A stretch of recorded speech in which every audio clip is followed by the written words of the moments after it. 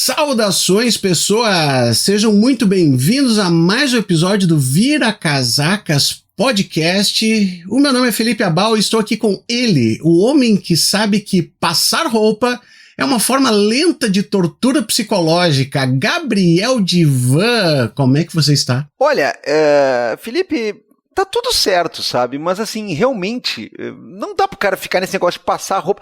É lavar louça, é lavar roupa, é passar roupa. Não, assim, a gente pode escolher alguma pra eliminar, né? Sendo possível. Então, em 2025, cara, tendo roupa que não amassa, pelo amor de Deus, né? Aí é tecnologia, né, cara? Eu sou do time que acha que se a roupa depende de ferro, ela já começou errada. Roupa? Aqui é herói da Marvel, por acaso? Tá louco, cara? Tem umas que parece que brigam contigo durante o dia, né? O cara sai alinhado e volta parecendo que participou de uma luta livre, no intervalo do almoço. E aí, Gabriel Divan, agora é o momento perfeito para quem quer dar aquele upgrade sem estourar o cartão. Olha só, Gabriel, a Insider está em clima de aniversário da Insider. Parabéns, Insider! Com descontos que somam com o nosso cupom VIRACASACAS pode chegar a 30%. Somam com qual cupom? Com o cupom VIRACASACAS, cara. Mas podem chegar a quanto? 30%, cara. 30%, tá?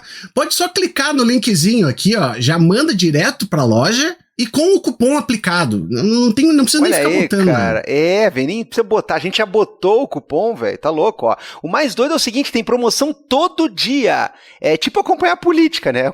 O cara piscou, perdeu uma novidade. Tem que ficar esperto aí. Então não dá pra perder episódio do Vira Casacas e não dá pra perder promoção da Insider. Perfeito, Gabriel. Então vá lá no site da Insider, escolha com inteligência e se livre de vez das roupas que só ocupam espaço e trazem sofrimento. Roupa que já tem tanta coisa que traz sofrimento aí, roupa não, né, galera? Roupa boa, confortável e ainda com desconto. Isso sim é escolha racional, como diria o Tim Maia. Não, tô brincando. Não, perfeito. Então aproveite o aniversário da Insider, use o cupom VIRACASACAS, acesse aqui através do nosso link que a gente vai deixar você vestido com inteligência. Agora sim, Gabriel Divan, vamos para os nossos salves? Vamos para os nossos salves, e o primeiro salve é para um casal muito lindo que já participou do Vira Casacas. Felipe, o senhor estava num período adormecido, o senhor estava navegando no Vale das Sombras, né? O senhor estava lá fazendo a sua jornada, indo para Ítaca, né? Tentando aprender coisas, né? Mas no comecinho da pandemia ninguém sabia nada e já tinha gente que estava começando a pesquisar esse negócio e estava lá nas Alemanha. Eu tô falando do Guilherme Delagustin e da Rafaela de Bastiani, ou melhor, com licença, Rafaela, abre aspas, o Vira Casacas não é um podcast leve.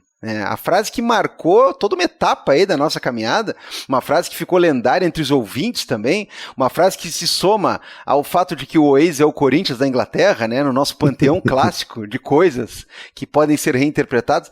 Esse casal estava por aí, né? Deu um toque pra gente aí, teve encontro, teve muita coisa boa, teve muita história bacana, então já fica aí um abração, né? Que foi dado pessoalmente. Muito bom, Gabriel Divan, que beleza, que delícia isso aí. Divan, eu tenho aqui alguns salves. O Rodrigo Martins, lá no Instagram, ele pediu o seguinte, ó. Mandem um salve pro menino Bilbo, que tornou-se um eunuco recentemente, Gabriel Divan. Que isso agora? É mutilação? Como é que é? Ivan Mizanzuki aqui? Não, que é isso?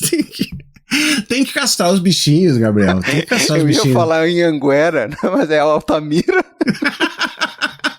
O pessoal... Ah, não. E ele continuou. E outro salve para a turma que teve paciência comigo durante meu estágio docência no semestre que hoje se encerra em Constitucional 2, aqui na Universidade Federal de Ouro Preto. Saca só, já indiquei o Vira para eles, sobretudo a parte. Ai, que responsabilidade, né? Mas é isso aí, cara. Rap e A parte é compromisso, não é viagem. Muito obrigado, muito Perfeito. obrigado. E Universidade Federal de Ouro Preto, né, cara? O cara tá falando como se fosse uma coisa muito difícil, assim, né? Você fazer um estágio docente em Ouro Preto, né? Tá bom. Me engana que eu gosto. Que tristeza, que tristeza. Que destreza, né? Pois é. Felipe, eu vou mandar aqui um beijaço pra uma queridíssima amiga. E aí, olha só, galera.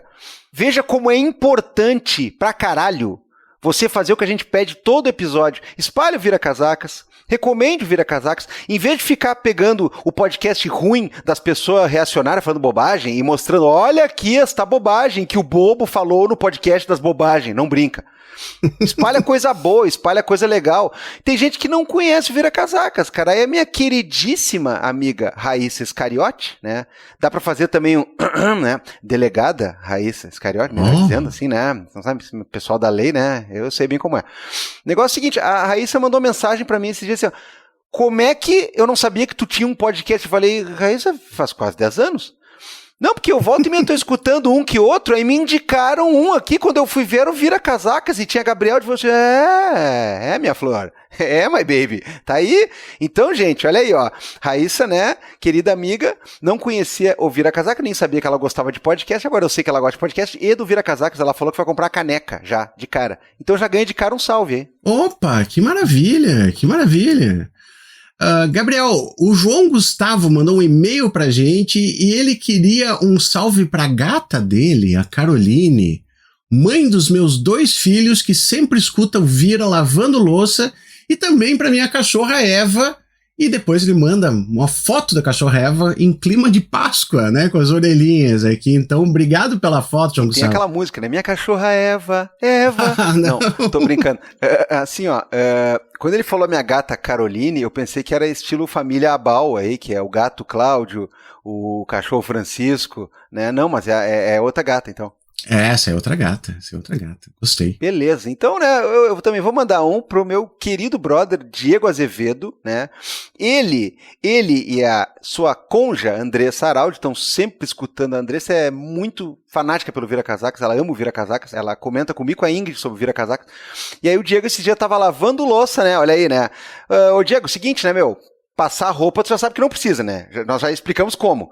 Agora, tava lavando louça, né? E escutando o Vira, né? Dele escutar o Vira com a Tatiana Vargas Maia, e aí ganha esse salve também, porque é isso aí, né, cara? Tem que botar esses caras aí pra trabalhar. Correto, é o correto. O Bruno Rodrigues Cruz, ele botou aqui pra nós: a Baldivan e a equipe do Vira Casacas, admiro muito o trabalho de vocês. Gostaria de pedir um viva para cada um dos membros da minha família maravilhosa, que na próxima terça, então aqui ó, quando o episódio está indo ao ar, estaremos embarcando em uma grande aventura.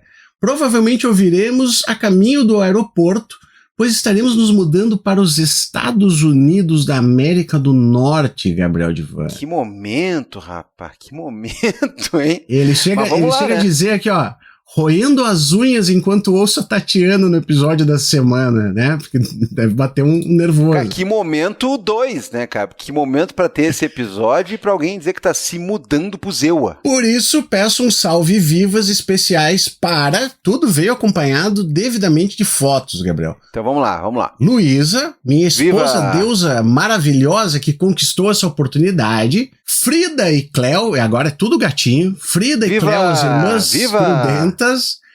E Gertrudes e Leopoldo. Pô, Leopoldo é um grande nome, cara. Viva! Muito boa sorte pra vocês aí, Bruno. Se vocês começarem a apoiar dos Estados Unidos, tem uma tarifa de 145% que a gente instituiu. Então pra vocês vai ser mais caro. Que a gente retalia aqui. Vira Casacas tá aí há 5 mil anos aí, né?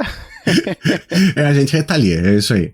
Agora tem 2 salves aqui, Gabriel Divan, que eu quero a tua opinião a respeito deles, tá? Pra eu dizer se merece salve ou não. Isso, exatamente isso. Porque assim, ó, primeiro é a Gabriela D'André, que diz assim, ó, para deixar registrado que ouço todos os salves do Vira Casacas, tá? Muito bem, é o correto. Quero usar meu privilégio de apoiadora para pedir um salve pro Evso. Mas o que é isso, rapaz? Agora tem até isso. Agora é terceirizado o mimimi? Bom, mas é o seguinte, é apoiadora do Vira Casaca, então aqui os apoiadores, né, eles mandam, o cliente manda aqui, né, então vamos ter que dar esse salve pro Everson, né, ele mandou a amiga apoiadora choramingar por ele, é isso? Exatamente, eu imagino que tenha sido algo assim. O bom é que no final tem juntamente com o felino Trotsky Fofinho, que já foi contemplado antes. Trotsky Fofinho sempre ganha salves. Ganha salves. O Everson a gente pensa um pouquinho assim antes. Mas o Trotsky Fofinho ganha. Tá bom. E por fim, né, o que tu acha do pedido, né, que veio via WhatsApp, Gabriel Divan? Não, mas tu leu também, porque veio no grupo secreto do Vira Casacas, em que Gui Toscan pediu um salve pro amigo e ouvinte do Vira, o Batatal. Olha aí, cara, o Batatal. Tinha um jogador que era Batatais, né? Isso, Eu acho que tinha. Fulano Batatais. Esse é o Batatal. Batatal. Ele é da turma do Manda-Chuva? Ah, não, não, me confundi. O Manda-Chuva não era o Catatal, que era o Zé Colmé. Ah, porque, enfim, Batatal, amigo do Gui, então assim, entrou no pistolão, base do pistolão, mas ganha, claro que ganha. Também tinha um Catatal no time, se eu não estou equivocado, no time da Portuguesa, Gabriel Divan. Aquele que tinha o Klemer e coisa, eu acho que tinha o Catatal naquele time lá. Aí eu já não lembro mais. Mas olha só, agora eu puxei. Não, tu foi longe. O Catatal tá no Parque Yellowstone, né? Mas como é que era o nome do Manda-Chuva? Era o equivalente, era o Catatal, só que do Manda-Chuva. Não, o Manda-Chuva é o gato. Tá? Aí na turminha do Manda-Chuva tinha um sidekick ali que era tipo um Catatal. Deixa pra lá. Mas então, Batatal, é amigo das pessoas certas, aí merece o salve. Muito bem. Só lembrar, por fim, Gabriel Divan, que quem quiser apoiar o Vira Casacas para que a gente continue pagando o Gui Toscan pelas suas capas maravilhosas, é só entrar lá no apoia.se/viracasacas ou na aurelo.cc e a partir de 5 pilinhas por mês, assim, 5 reaisinhos por mês, você já ajuda demais a gente, né? Então, vai lá no apoia.se ou na aurelo.cc e nos dá essa mão, né, Gabriel? É muito importante pra gente, a gente consegue remunerar o pessoal, a gente consegue pagar as contas, fica tudo legal. Eu posso soltar a informação aqui na hora? Vai lá. Ao vivo. O sidekick do Manda-Chuva é o Batatinha. É o Batatinha, olha ali. Batatal, Catatal, entendeu? Batatinha. Chupa, Lacan. Essa aí foi do Freud, esse foi da Freud, que era tipo um pintor lá, que ele não lembrava. Assim, muito bom. Pintor, é isso aí. Tá, então é o seguinte, vamos lá, né, apoia o Vira Casacas aí, a gente precisa sustentar isso aqui de pé e o podcast é grátis e você não está pagando para ter acesso ao conteúdo, você está apoiando para que as coisas funcionem, porque o conteúdo chega, é coluna do Felipe, coluna do Gabriel, coluna do Carapanã, programa toda semana, volta e meia live e tudo mais, então gente, é coisa que dá trabalho e a gente precisa de uma forcinha de vocês aí, né, a gente já ganha um tempinho com uma que outra camisa ali que não amassa, né? Mas o podcast se sustenta a partir das recomendações, a partir do boca a boca de vocês e a partir desses apoios. Então vai lá em apoia.se/viracasacas ou em orelo.cc. Esse medicamento foi indicado para... Né? Tá, vamos pro episódio? Vai. Gabriel Divan. Aqui estamos com convidado estreante, hein? Que beleza! Convidado estreante. Gabriel, tu trouxe o Popcorn Ice Cream Sinners. Pois é, né, cara? Que coisa impressionante, velho. É tanto tempo esse cara aí na mídia, né, falando bobagens, né, enquanto ocupava cargos, agora enquanto ocupa Banco dos Réus e tudo mais, né? E a gente sempre tem uma surpresa incrível, né? Mas é isso, cara, é isso, né? Eu não sei exatamente o que quer dizer com Popcorn, Sinners, Beth, Brasil, não sei o que, mas imagino que não seja nada muito inteligente, não, né? É que, infelizmente, para nossa convidada, assim, né? Ela chegou, a gente tem uma conversada e eu lembrei dessa figura. Eu tava olhando aqui, né? A obra aqui, o site que ela vai falar pra gente, com certeza. E a gente tem que lembrar dessa desgraça, é uma infelicidade, né? Mas, chega a ser meio ruim dizer que tá olhando para nossa convidada e lembrando dessa figura, eu sei, né? A gente lembra que nós ainda temos que lidar com essa figura, porque tivemos que lidar, né? Isso nos custou muita coisa. Mas, enfim, né? É só para fazer, né? Porque senão, né, coitada, né? Vai parecer que é uma zica total, né? Tu diz, eu olho para ela, eu lembro da... Não. Eu lembro de outras coisas, né? Não é por esse lado, não é por esse lado. Mas agora sim, né? Vamos dar as boas-vindas aqui, Letícia Sarturi, muito obrigado por ter topado o convite de participar do Vira Casacas. A gente já estava ali de olho fazia um tempo, mas que bom que pôde participar agora. Bem-vinda, se apresente para o pessoal ali, dá um oi, diga ali, Letícia, de onde é que vem, o que faz, né, o que anda fazendo por aí. Oi, gente, olha, é um prazer estar aqui, até porque eu sou fã, né? Eu conheci o Vira Casacas, eu preciso falar isso, conheci por meio do meu marido, antes dele ser meu marido, foi uma indicação de podcast que ele me deu há muito tempo, antes da pandemia, porque a gente divide agora tudo em antes da pandemia e depois da pandemia, né? E eu sou fã, então é um prazer estar aqui. Eu sou pesquisadora no Centro de Estudos Sociência da Unifesp, e eu tenho formação em farmácia, né? Mas hoje estou mais me direcionando um pouco para as humanas, mas tenho mestrado em imunologia e doutorado em biociências e fisiopatologia. Durante a pandemia, acabei ali no Twitter, principalmente, combatendo desinformação, ajudando jornalistas também em matérias de checagem de fatos. E esse período, junto com outros pesquisadores, ajudei a formar, vamos dizer assim, um ecossistema de informação para resistir e também combater aquele outro ecossistema de desinformação que se formou na pandemia. Então, hoje eu trabalho mais com esse combate à desinformação, com aspectos da pandemia, né, e também com essa questão da infodemia, que é esse excesso de informações que estão na internet, das quais muitas são desinformação, né, e que abala tanto a saúde pública, e não só a saúde pública, a política, afinal não tem como a gente dissociar a política da saúde pública, do bem-estar social também, que também envolve saúde pública, né? E também agora, Letícia, queria que desse uma faladinha, acho que desde já, para a gente poder depois entrar no assunto, sobre esse lançamento do acervo da pandemia, né?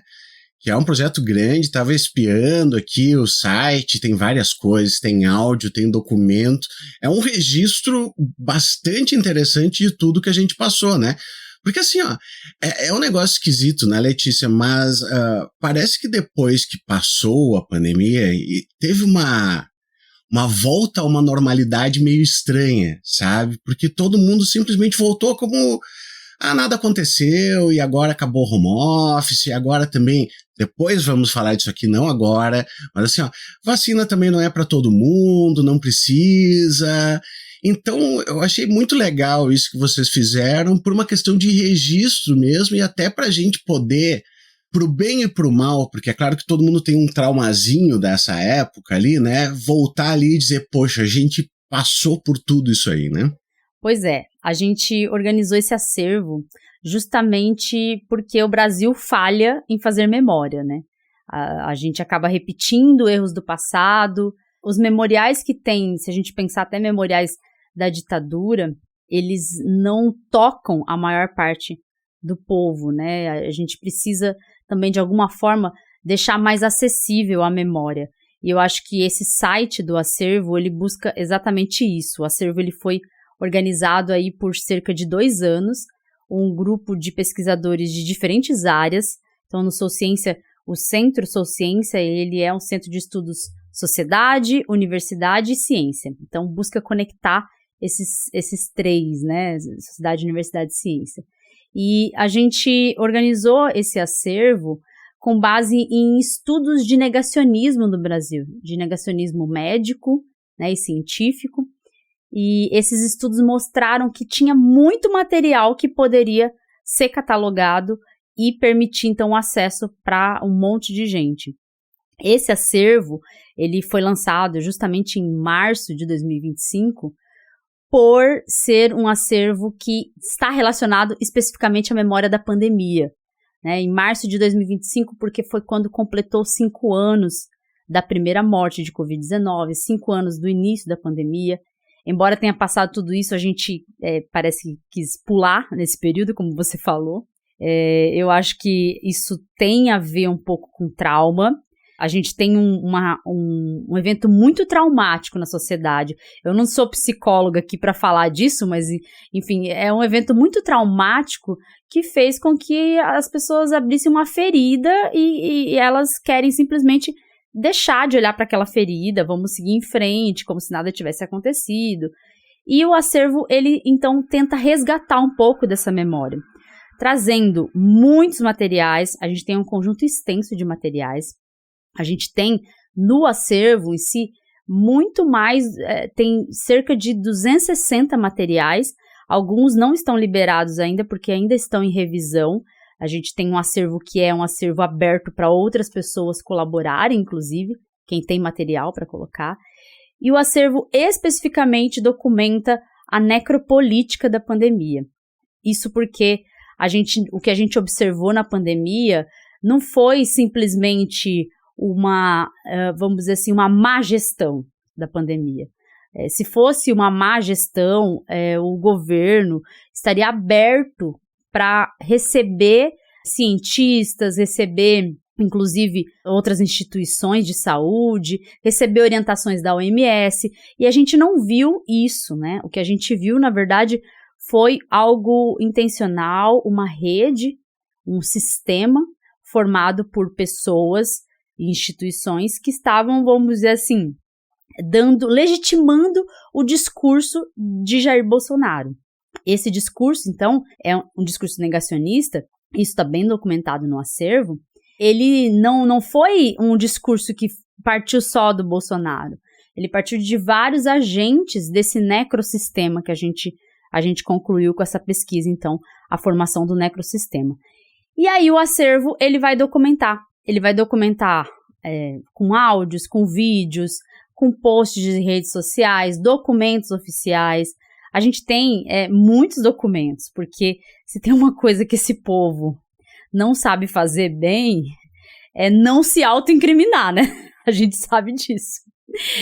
Eles conseguem deixar rastros por tudo quanto é canto. Embora muita coisa tenha sido apagada da internet, a gente tem, inclusive, coisas que estão no archive.org, né? E no archive, o que foi apagado continua. A gente tem como recuperar e colocar no acervo. Então, muita coisa está lá, dividida por temas diferentes, né? A gente tem vários temas sensíveis aí que foram tocados durante a pandemia.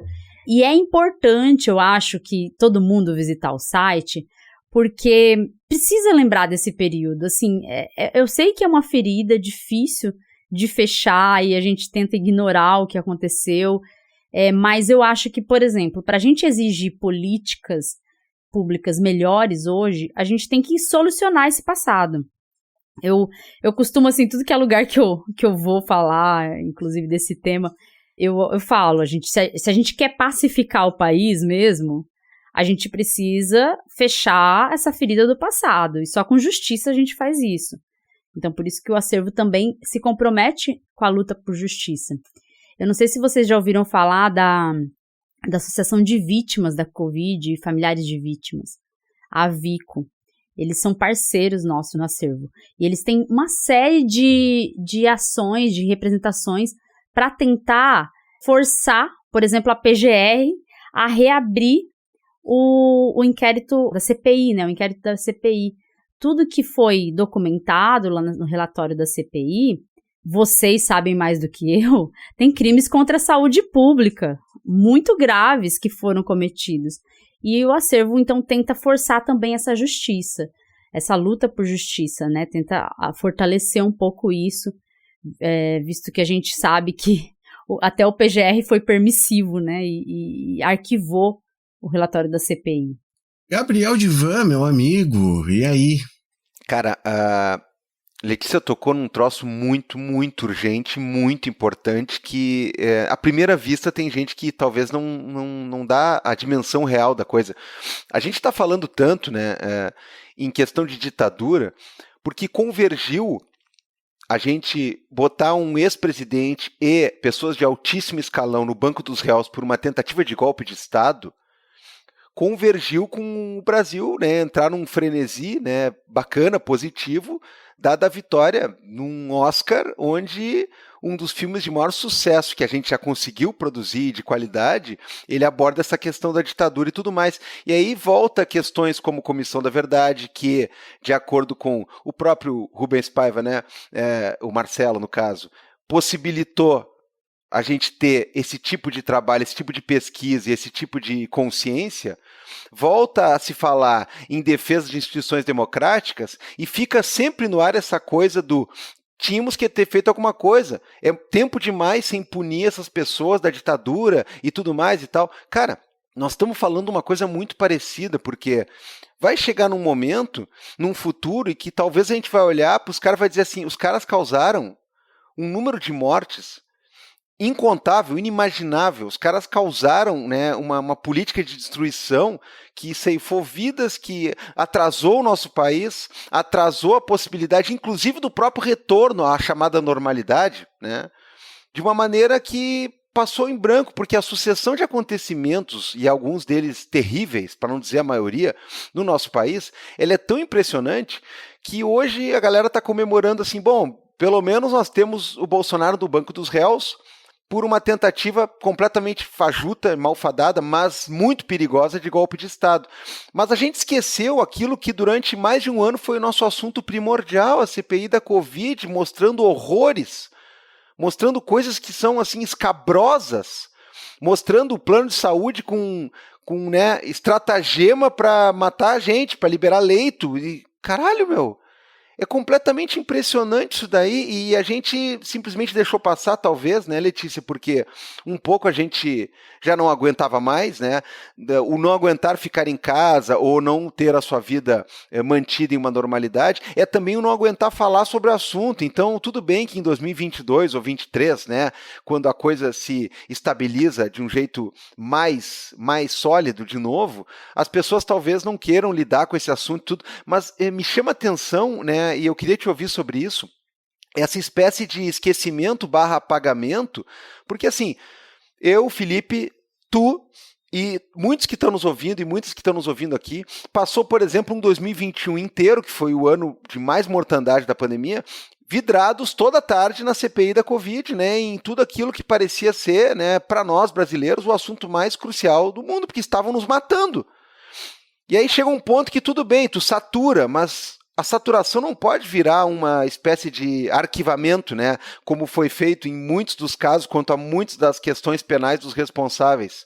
E aí a gente vê de novo esse camarada aí, como a gente brincou no começo da fala, o cara vai para não sei onde falar bobagem, um vai para os Estados Unidos mentir não sei do que, aí o cara vai dar comício em cima de carro de bombeiro em Copacabana para falar inglês lá que ninguém está entendendo o que ele está falando, e a gente consegue visualizar o ridículo, né, e o escárnio da coisa quanto a uma questão de tentar uma anistia para um dos crimes na finaleira, na rabeira, no apagar das luzes do mandato.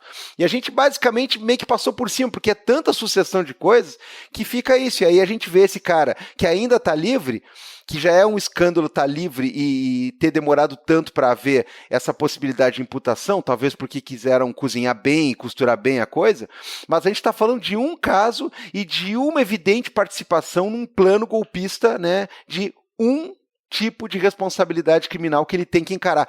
Essas outras todas, como tu disse, né, não é uma questão de má gestão, foi uma questão de você querer apostar no resultado, e é um resultado que abriu covas aí, né, e fez com que a gente perdesse uma parte da população inteira, e às vezes era milhares ao dia.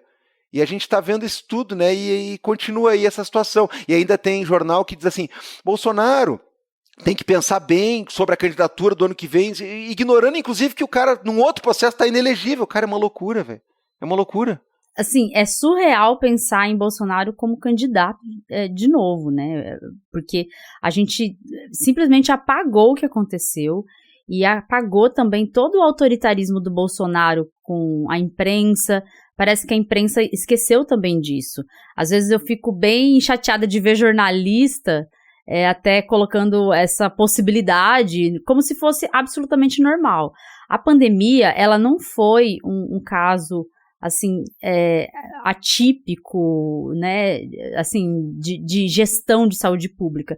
Nas gestões de crises sanitárias, é comum que algumas medidas sejam adotadas, como isolamento, a indicação de uso de máscaras, mas o Bolsonaro foi sabotando tudo isso como se fosse uma novidade, assim, só porque era a Covid-19.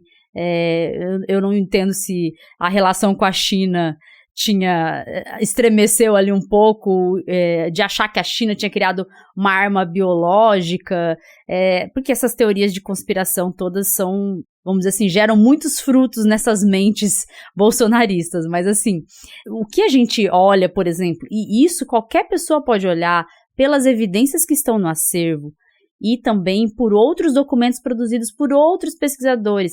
A gente tem o CPDISA da USP, que é o Centro de Pesquisa em Direito Sanitário. Eles produziram uma linha do tempo da Estratégia Federal de Disseminação da Covid. Então, o que a gente teve, ao contrário do que deveria acontecer na pandemia, foi estratégia de disseminação do vírus. Então, numa pandemia, enquanto o Estado deveria garantir a proteção dos cidadãos, a gente viu o Estado querendo disseminar a Covid-19, e isso é muito claro pelas evidências, se a gente acompanhar até mesmo essa linha do tempo da Covid-19, ali com as evidências até do acervo. A gente consegue perceber que, inicialmente, a estratégia era mesmo induzir a imunidade de rebanho por contágio, o que é antiético, né? Você, diante de uma doença que estava matando tanta gente, nós vimos os números crescerem lá na Itália antes de chegar aqui no Brasil, e o desespero já estava chegando no Brasil no início da pandemia, justamente porque o caos já estava ali na Itália, com muita gente morrendo por dia, e a gente tinha medo de acontecer isso no Brasil.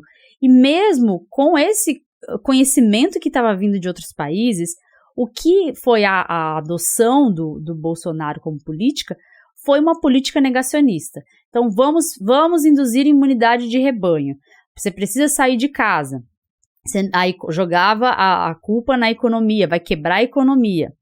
Sendo que países que implementaram um lockdown bem estruturado, por pouco período e com adesão boa da população, tiveram mais sucesso na recuperação econômica do que o Brasil. O Brasil ficou, ainda assim, mesmo com esses discursos que estimulavam as pessoas para saírem de casa, a gente teve problemas muito graves, que a gente sabe que fomos melhorando com o tempo, mas ainda a gente tem resquícios da pandemia, especialmente porque a gente tem aí muitos trabalhadores informais, né, que tiveram que trabalhar e que, de certa forma, o lockdown, o isolamento social, impediu eles de trabalharem como estavam trabalhando antes. Mas o Bolsonaro estimulava a aglomeração. Ele também acabou ali tirando toda a recomendação de máscara como prioritária para sair de casa. Então, ele repetidas vezes falava que a máscara baixa a oxigenação. Então, a gente tem muitas falas dele falando isso. A gente tem também ele, não sei se vocês lembram, quando ele estava com Covid-19, que ele foi para aglomeração e sem máscara, porque a intenção dele era transmitir o vírus para outras pessoas. Depois, quando teve a história da hidroxicloroquina, isso virou a desculpa que precisava para mandar as pessoas saírem de casa. Pronto, agora a gente tem um remédio. Você vai sair de casa e você vai ter um tratamento se você precisar. E o Ministério da Saúde entrou nessa. Por quê? O Ministério da Saúde, até no acervo tem uma publicação do Ministério da Saúde dando recomendação para o uso de hidroxicloroquina e cloroquina na Covid-19. E o Ministério da Saúde, além disso, falando que já foram distribuídos não sei quantos milhões de comprimidos de hidroxicloroquina. Falando aquilo como assim, uma política de sucesso, como se fosse uma política de sucesso. E depois disso, depois que essas narrativas anticientíficas foram se consolidando nas estratégias do governo, quando veio novamente, né, a gente teve a vacina como realmente a nossa possibilidade de voltar ao normal, depois da vacinação, ele resolveu atacar a vacina numa medida que, assim, uma medida burra, né? Porque vamos falar sério, se ele queria mesmo que a economia retornasse, que o país voltasse ao normal, por que ele não queria a vacinação? Mas ele viu que na vacina, que inicialmente a Coronavac era de origem chinesa, ele poderia atacar por ideologia a origem da vacina, querendo dizer que a China tinha o vírus e a China teve a vacina. Então, claramente o meu ponto de vista está certo, né? Então, dizendo que realmente a China produziu uma arma biológica e a cura. Mas o ataque à vacina eu enxergo como uma forma de não ter a exigência da população por uma política de vacinação. Porque essa política de vacinação ia custar caro. Vacinar toda a população custa caro. Então, eu imagino que essa coisa de adiar a compra das vacinas, né, o máximo que pôde, e falar que nem 50% da população ia querer se vacinar, isso foi uma política adotada no sentido de não gastar dos cofres públicos mesmo. Eu acho que esse foi o sentido. É difícil a gente tentar entender de fato isso. Mas também para uma pessoa como o Bolsonaro, a política que ele adota é uma política que se beneficia por um estado de exceção. É uma política que se beneficia nessas crises, né? Então, é uma política que na crise consegue estabelecer mais poder. E quando a gente fala no acervo de necropolítica, a gente fala exatamente sobre isso, sobre aproveitar uma crise para estabelecer poder, para ampliar não só poder político, né, mas um poder econômico também. E por isso que várias pessoas cercavam o Bolsonaro para garantir essa política. E a gente não pode deixar de falar, por exemplo, das associações médicas, de médicos negacionistas.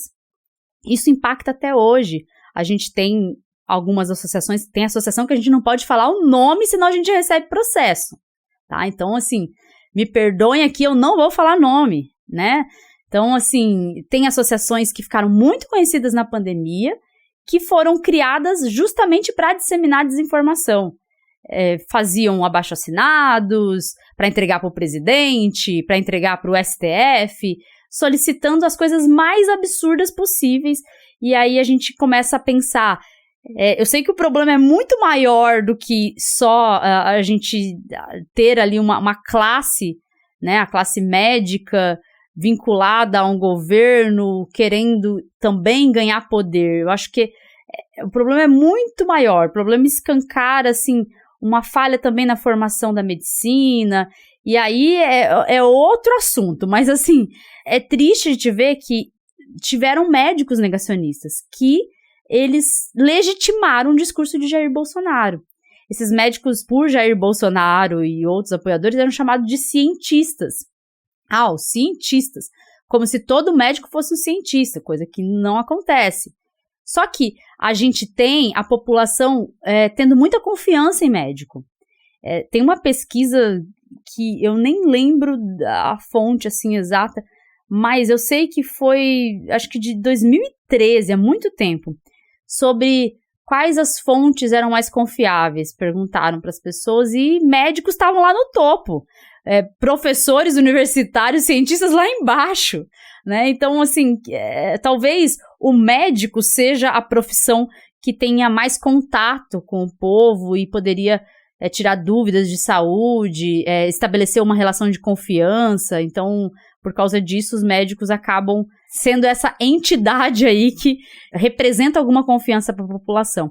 Aí vocês imaginam, tendo todas essas estratégias de disseminação da Covid, tendo todas essas estratégias para estabelecer mais poder e manter aquele estado de exceção, vamos dizer assim, para poder mesmo crescer o poder ali aqui no Brasil, na política, o poder econômico também, e tendo uma rede de apoiadores, inclusive a classe médica numa crise sanitária, apoiando essas políticas, isso só podia resultar no que a gente viu mesmo, uma tragédia, um número absurdo de mortos. A gente tem mais de 700 mil mortos pela Covid-19, coisa que muitas mortes poderiam ter sido evitadas. Tem alguns cálculos que dizem que cerca de 200 mil mortes poderiam ter sido evitadas, ou até mais, 200 a 400 mil mortes. Várias projeções foram feitas, né? E até agora não se pensa em punir, não se pensa em investigar melhor, em julgar o Bolsonaro por esses crimes. E não só o Bolsonaro, tem uma série de pessoas que, de maneira sistemática, propagou desinformação e com esse propósito de ampliar poder político. Tanto que até hoje, inclusive muitos médicos negacionistas que até foram na CPI da pandemia depor, eles foram candidatos a deputados, a vereadores. Então, não é à toa, né? A gente não é... Tô falando igual quem faz teoria da conspiração. Não é à toa, é só ligar os pontos, né? A gente consegue enxergar isso. No acervo, qualquer pessoa pode conseguir ir lá e enxergar, mas se a gente fizer memória a esse período, a gente já consegue perceber essas estratégias, né? Felipe, me corrija se eu tô errado. É aquele mesmo papo, olha, eu vou insistir, embora a gente saiba que eu não estou falando que é igual, não estou dizendo que é a mesma coisa, né? São coisas diferentes, ainda que envolvam alguns atores aí bem paralelos, mas é tipo aquele papo de não vamos mais lidar com isso aqui, vamos virar a página, não vamos mais cuidar desse negócio, já não vale a pena, não vamos ficar preso ao passado. Quer dizer, então, que é isso, né?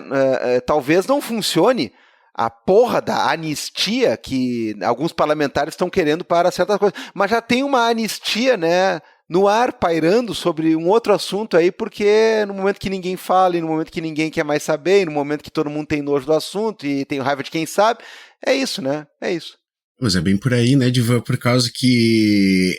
E a gente é muito talhado nesse negócio, né, de deixar de botar embaixo do tapete, dizer agora a gente continua, não vamos criar problemas, que é por aí mesmo, né?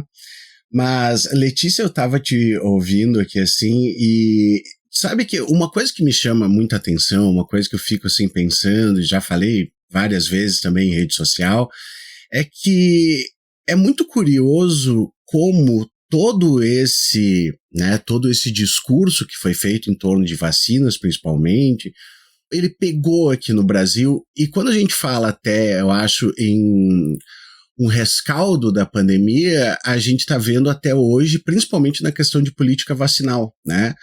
A gente está vendo nos Estados Unidos sarampo voltando, né? A gente está vendo toda essa resistência a uma vacinação, e isso é rescaldo de vacina, porque tu não consegue explicar para uma pessoa do tipo, não, veja bem, a da Covid é que é ruim, mas essa outra é que é boa. Não, ficou um negócio tipo, toda vacina é ruim.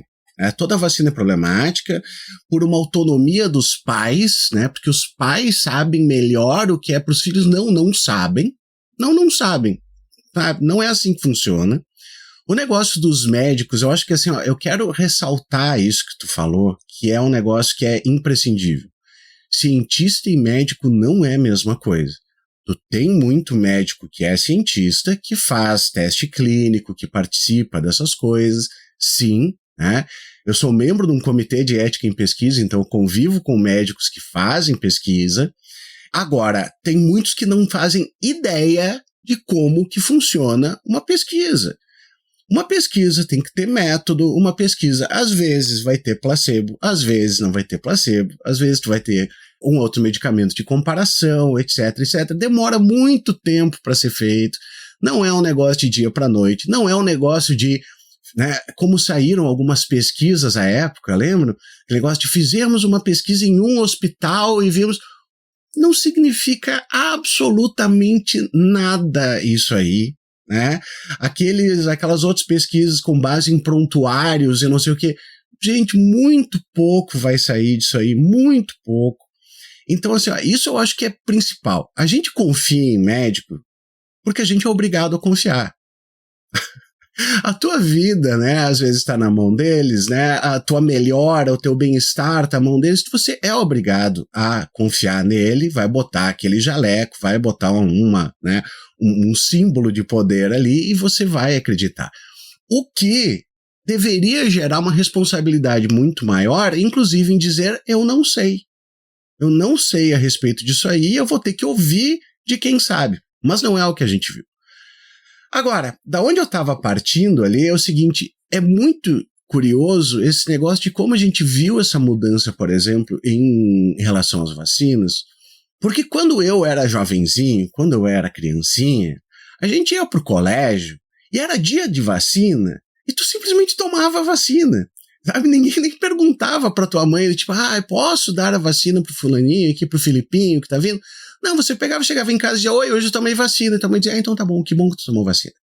Até porque, e isso é um negócio que também eu acho bizarríssimo, conversando com a minha mãe, ou quando eu conversava com a minha avó, era um pessoal que tinha convivido com varíola, cara, sabe? Com varicela, com coisas que eles diziam, era horrível, que bom que tem uma vacina hoje.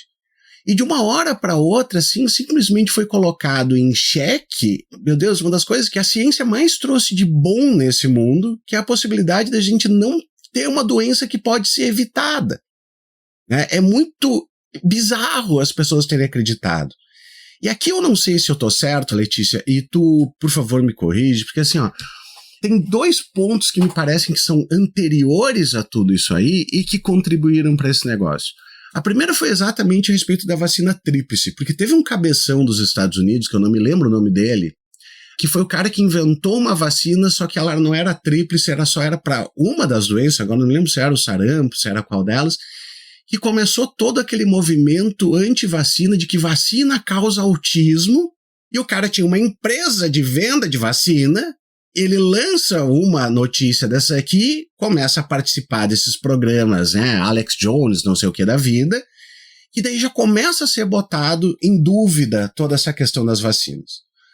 O que tu juntando, como tu falou, com uma questão puramente política, né, de surgiu de comer sopa de morcego ou surgiu de um laboratório em Wuhan e isso é coisa de chinês. Bom, assim, ó, primeiro lugar, galera, todas as grandes potências têm laboratório de arma biológica.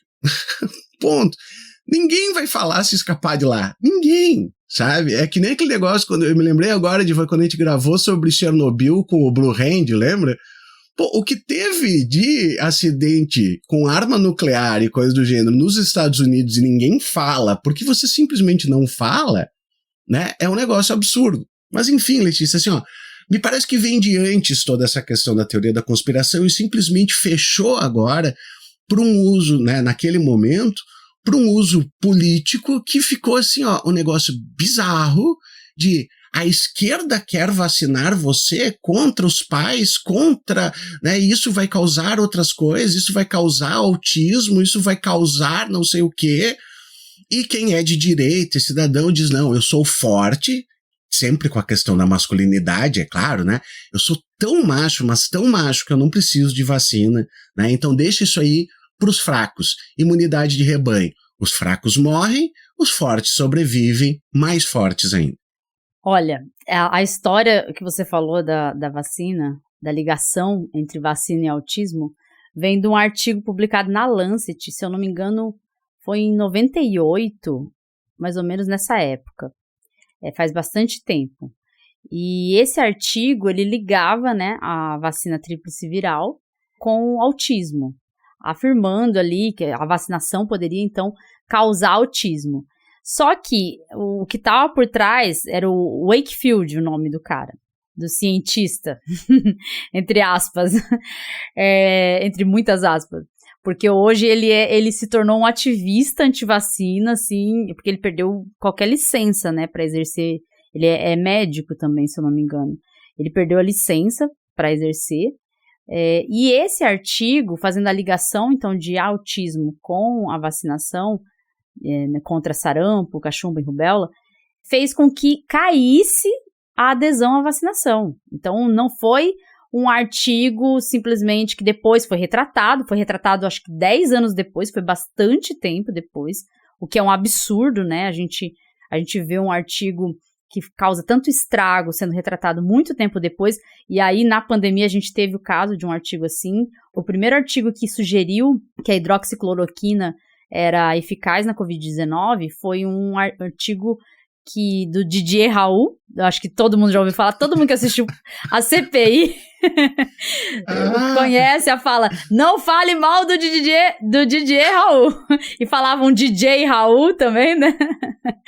Enfim, o Didier Raoult, ele teve a suspensão do direito de exercer a medicina por conta disso.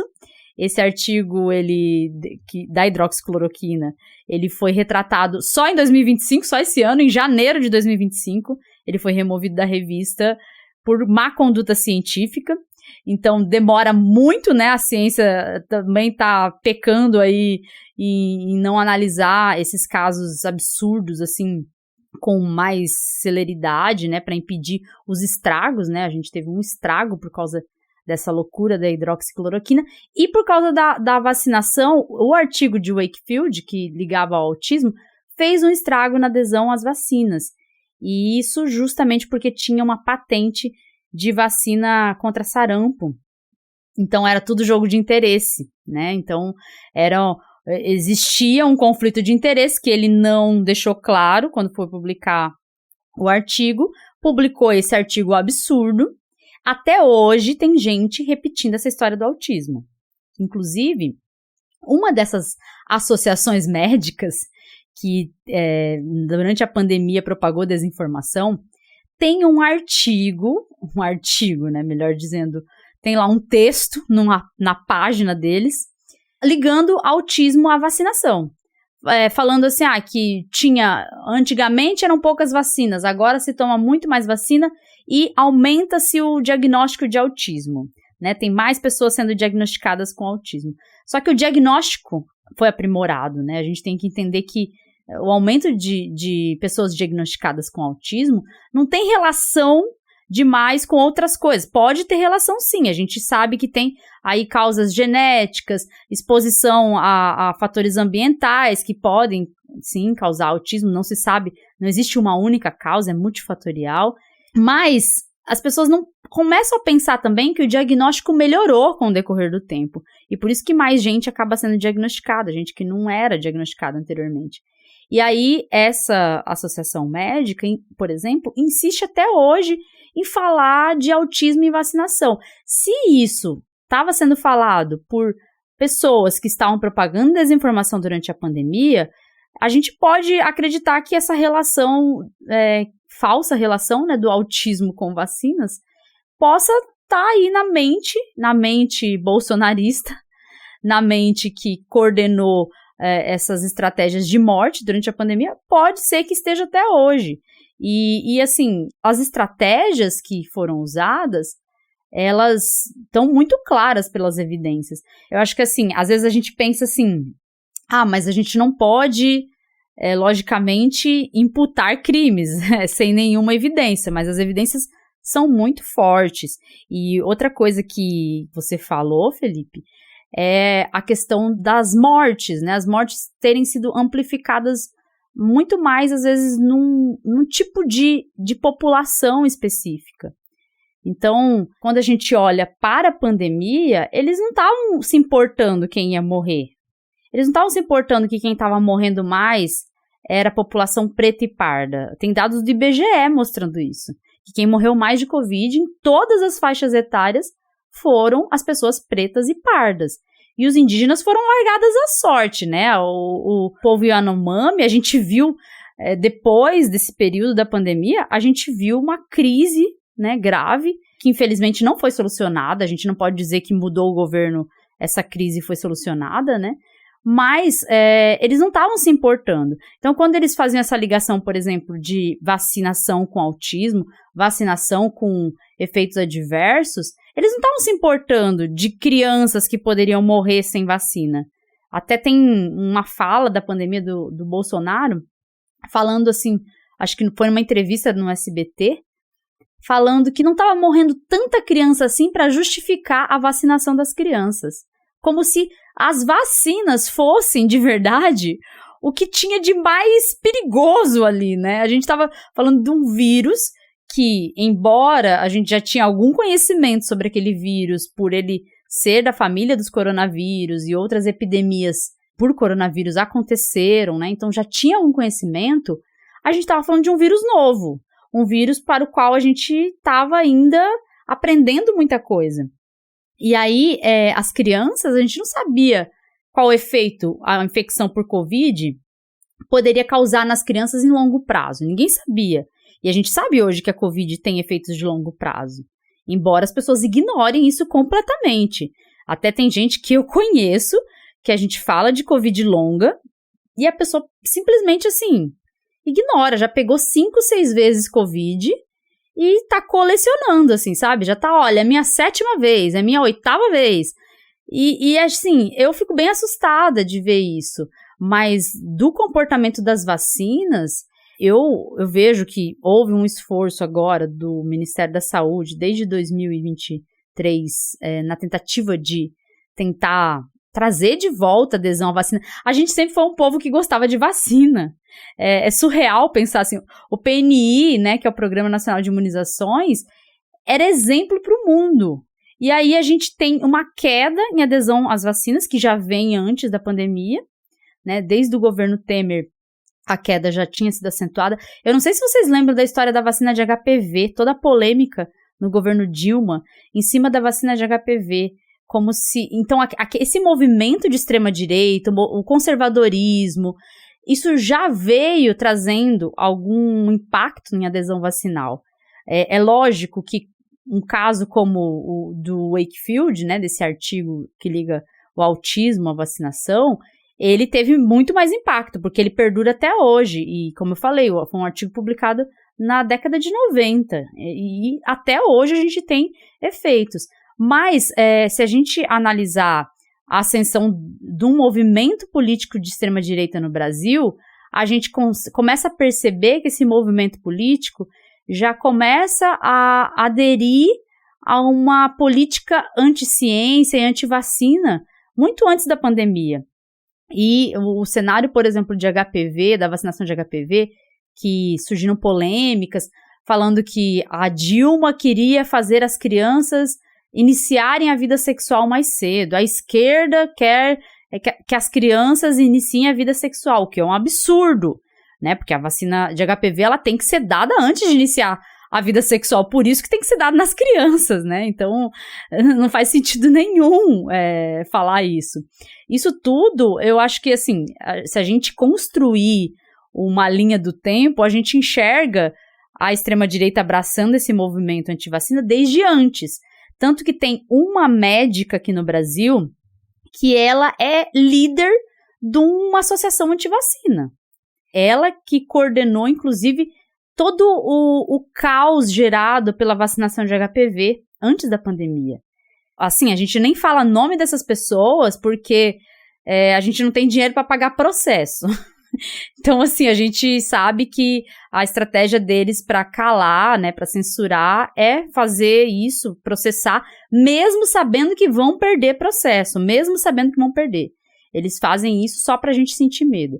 Tem um podcast, o Ciência Suja, que explicou muito bem esse caso da ascensão do movimento antivacina e explica bem dessa associação. Tem uma associação lá no Acre que, em tese, assim, não é de fato uma associação dessa médica, não no papel, mas possivelmente porque ela tem um envolvimento muito grande nessa associação. E, inclusive, nessa época da vacinação, começou a vacinação de HPV, tiveram algumas reações, entre aspas, de meninas que foram vacinadas, que tiveram desmaios.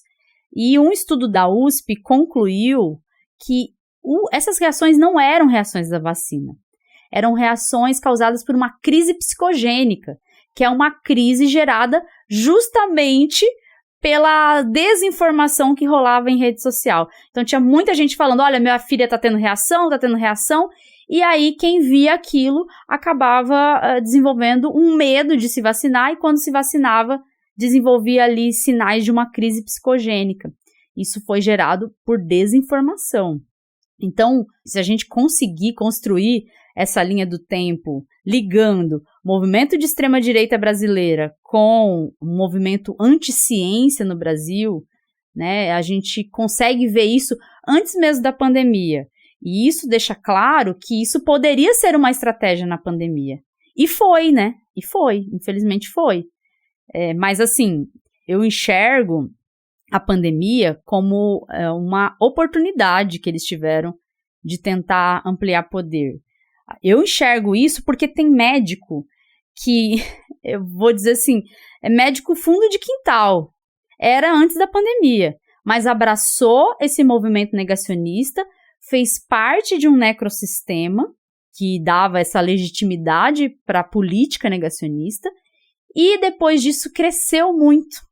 Cresceu na internet, cresceu inclusive conseguindo cargos, né? Então, assim, foi o uso do negacionismo como política para ampliar poder.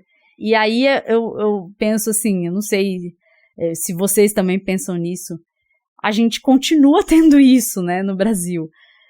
Como que a gente vai combater isso? A gente não sabe ainda, a gente está perdido, na verdade. Né? Porra, ouvindo tudo isso, Letícia, eu fico com uma dúvida sobre como é que é falar e em 2025 trabalhar com isso com uma certa prioridade ainda, porque a questão da velocidade ela é muito cruel, né? Ela faz com que a gente vá abandonando pautas e eu acho muito triste que grande parte dos assuntos relevantes em termos de... Eu não vou falar só política, né? Vou falar em sociedade no geral. Eles acabam obedecendo essa mesma lógica, né? As pessoas estão ansiosas pela trend do momento, né?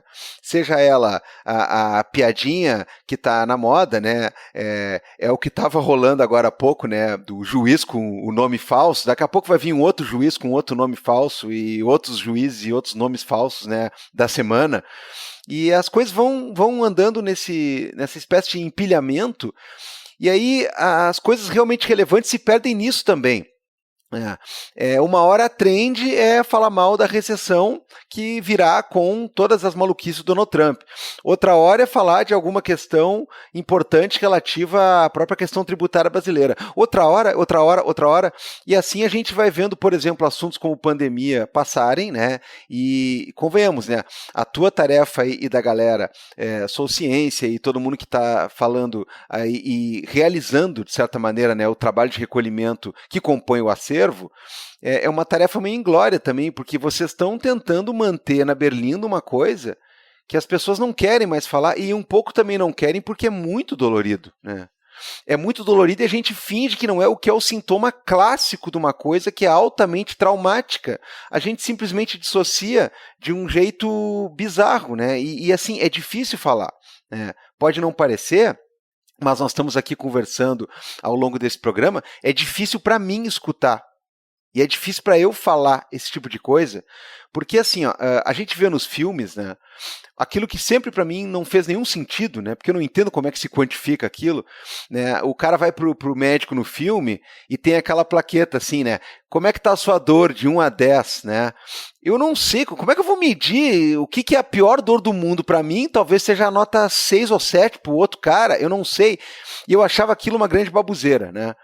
Mas em relação à Covid, eu aprendi do pior jeito, né, que aquilo talvez possa funcionar, porque eu peguei Covid, né, no momento em que a gente era fevereiro de 2021. Né. Eu nunca vou me esquecer isso porque foi o mês da maior escalada de mortandade, né, a ponto da gente olhar para o jornal e olhar para o noticiário e cada vez aumentava o número de milhares de pessoas mortas por dia. Era aquela cepa lá, que eu não sei se era beta, sei lá o que era, que lá, eu sei que assim, ela chegou num ponto altamente mortífero, e aí?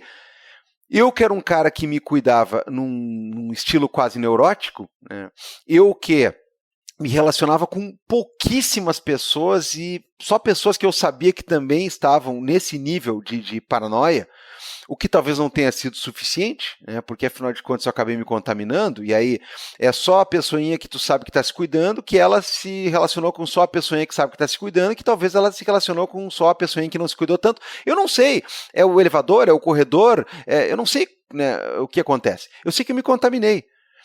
E eu me contaminei de um jeito onde era sexta de noite, quando eu recebi o resultado do exame que eu fui fazer, porque eu comecei a sentir uma febre muito diferente, uma dor nas juntas muito diferente, que eu nunca tinha sentido antes, uma coisa que não me deixava dormir de dor. E aí eu fiz um exame, e aí deu o resultado, eu vi pelo computador, né, o resultado do laboratório que era positivo. Isso era de uma sexta para um sábado, tá? Domingo, já começou uma falta de ar num nível que eu nunca tinha sentido na minha vida, e eu sou um cara que gosto muito de praticar esporte, né, ao contrário de alguns filha da puta, né, que mentem, né, eu posso dizer que eu tenho ali, né, e eu estava principalmente naquele período vivendo uma espécie de ritmo, né, de atletismo, né, realmente bastante considerável, e acho que até inclusive isso me ajudou, né, a não cair pro lado de lá do muro, né, por quê? Chegou um ponto em que eu comecei a notar minha respiração falhando, e eu comecei a notar a cada turno de cada dia. E aí, lá pela quarta-feira, eu comecei a calcular como é que estava a minha respiração piorando, e meu nível de oxigenação, com o negócio do dedinho, aquele piorando. E aí foi pela primeira vez que eu parei para pensar e disse assim, cara, isso aqui é uma progressão aritmética. Sábado eu vou morrer. Eu tive essa consciência, não? Eu disse, sábado, mais ou menos sábado eu vou morrer. Eu não vou respirar. E assim foi, tanto é que sábado eu fui para uma emergência, e eu juro por Deus que eu entendi o funcionamento dos ventiladores mecânicos quando estava a minha companheira desesperada, né, acelerando o carro para me levar para o hospital, e eu botei a cara para fora na janela, e aí entrou aquele ar pela narina e eu pensei assim, é assim que funciona então, porque não entra ar, o ar está entrando à força, é o ar que está querendo entrar em mim, né, porque eu não consigo puxar ele. Aí eu cheguei na emergência lá e é o seguinte, cara, sei lá, se tinha 10 pessoas lá, eu tenho uma noção, assim, ó, bastante clara de que pelo menos umas 7 ou 8 ali não estão mais entre nós, tá? Tamanho era o quadro. Tinha uma menina que ficou tossindo sangue, eu acho que por uns 30 minutos ininterruptos, né? O que fez parecer o meu quadro talvez até razoável perto dela. E aí eu não consegui me mexer, eu tive que andar lá por dentro de cadeira de rodas, porque eu não conseguia caminhar, se eu desse um passo, parecia que eu tinha corrido uma maratona. E aí fizeram uns exames, né? A minha tomografia pulmonar estava muito feia, mas ainda era um feio que, segundo o médico, assim, olha, eu já vi muito mais feio, cara. É um feio que acho que vai dar certo. Então tu vai voltar para casa, tu vai tomar essa medicação aqui e nós vamos ver o que vai acontecer. Quando eu estava saindo de lá, eu vi que uma pessoa estava falando no telefone, dizendo que não estava internando ninguém e só estava internando os casos que não tinha mais jeito mesmo, que era para tentar dar a última, né, o último gás, a última chance. E aí tinha uma família comemorando que conseguiu internar um senhor de idade que estava chegando. Eu pensei assim, cara, eu não vou nessa altura do campeonato ser o cara que vai dar a má notícia, mas não tem que comemorar essa internação, é porque ele vai morrer, o senhor vai morrer, cara. Assim, esse é o nível do pânico. E aí começou a acontecer uma progressão muito lenta, mas ao contrário, e no meio da outra semana eu pensei assim, cara, eu acho que eu vou sobreviver. Eu voltei, eu dei 3 passos na sala, assim, e me sentei no sofá e pensei, cara, já consigo fazer isso. Então, assim, é uma coisa que, por exemplo, eu não gosto de falar disso aí, cara, porque assim, eu tive por alguns dias a plena certeza que era o meu último momento na vida, eu ia morrer. E teve gente muito pior, cara. Tem gente que foi parar no tubo, tem gente que foi parar em coma, sei eu. Tem gente que teve danos cerebrais, porque a gente não sabe exatamente até agora essa história da Covid longa. A gente não tem ainda catalogado tudo que esse troço faz no organismo de uma maneira, né, bem limitada e tudo mais. E aí vocês estão propondo aqui falar sobre, trazer de novo essa informação, né? Como é que fica essa coisa? Eu imagino que deve ter gente dizendo pra ti assim, né? Ai, esse acervo, isso aí já era, chega desse negócio. Cara, e as pessoas que eram mais conscientes, às vezes elas revivem a Regina Duarte, né? De dizer assim, é muito papo de gente morta, vamos falar, não sei o que, do pum, do palhaço, não sei o que, pra puta que pariu, aquela velha de merda, né, falando, não, vocês estão, parece uns caras que estão carregando, como é que é, um cemitério nas costas, é que nem o outro, o presidente da república dizer que não é coveiro, diante da população do país que ele governa tá morrendo. Então eu imagino que alguém deve dizer para vocês aí que vocês estão meio carregando defunto, vocês estão carregando cemitério nas costas, vocês são coveiro, não sei o quê. Puta, falar disso deve tá dando um trabalhão desgraçado, né? Até um desgaste emocional. Pois é. Olha, assim, ninguém quer lembrar desse período. Eu, felizmente, peguei Covid já vacinada. Eu peguei Covid em 2022. Peguei numa situação muito difícil da minha vida, porque foi quando meu pai morreu. Meu pai morreu por um tumor cerebral e foi muito rápido, assim, é um tumor que não tem cura, o glioblastoma. E no velório do meu pai acabei pegando Covid. Provavelmente foi no velório do meu pai, assim, pela data. Eu percebi isso, muita gente vindo abraçar. Eu tava de máscara ainda, mas não tem como, né? Então, Eu não peguei nessa fase pior da pandemia, eu peguei já vacinada, com alguma tranquilidade, porque a vacina trouxe pra gente algum tipo de tranquilidade, né? A gente, pelo menos, tinha na cabeça, assim, podemos dizer, talvez eu não morra. Se eu pegar, talvez eu não morra, né? Porque a prevenção de morte é muito alta. E as pessoas não querem falar disso, eu entendo. E muita gente vem criticar, sobretudo, o fato da gente estar dando ênfase ao período Bolsonaro da pandemia. Porque a pandemia continua. O que a gente teve de fim foi a crise sanitária, a emergência global, que foi o que a OMS finalizou. Mas a pandemia continua, assim como a gente tem várias outras pandemias, né? Existe pandemia de HIV, pandemia de várias outras doenças, né? Acontecem no mundo, assim como a pandemia de Covid-19 continua acontecendo. Mas muita gente critica o fato da gente estar dando ênfase a esse período e falando, não, mas continua até hoje a pandemia não acabou. A gente sabe que a pandemia não acabou, primeira coisa, então tem gente que ainda está preso a esse período e ainda está vivendo o mesmo drama que a gente conseguiu, vamos dizer assim, superar de alguma forma, né? Eu vejo muita gente ainda vivendo esse drama e indignado que as pessoas estão vivendo a vida normal. Então existe esse lado que critica o nosso trabalho, porque queria que a gente tivesse também incluído o governo Lula no acervo, sendo que a gente está falando de uma política negacionista no acervo. É isso que a gente está falando. A gente não está falando de uma política falha, uma política que pode melhorar, né? A gente não está falando disso, a gente estava falando de uma política que era totalmente contrária às evidências científicas. É outro aspecto. E existem as pessoas que querem esquecer completamente esse período e criticam a gente exatamente como você falou, como se a gente quisesse lembrar a tragédia, como se a gente quisesse fazer as pessoas não esquecerem, não superarem o período da pandemia, o período mais terrível da pandemia. E a intenção não é não fazer as pessoas superarem, porque se a gente pensar que fazer memória não deixar que as pessoas superem alguma coisa, a gente está falhando muito. Se a gente pensar assim, né? Se a gente pensar, por exemplo, que fazer memória à ditadura reforçar para as pessoas que foram torturadas um trauma, a gente está falhando na nossa intenção do que é fazer memória. Eu acho que, nesse sentido, o trabalho, ele tenta, na verdade, resgatar a memória, porque eu acho que essa memória, ela traz uma indignação que estimula dentro da gente uma luta por justiça.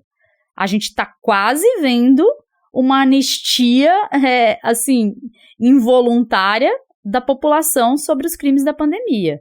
A gente está quase vendo isso acontecer. Porque, assim, o que a CPI apurou, tem crimes, sim, tem crimes que foram praticados.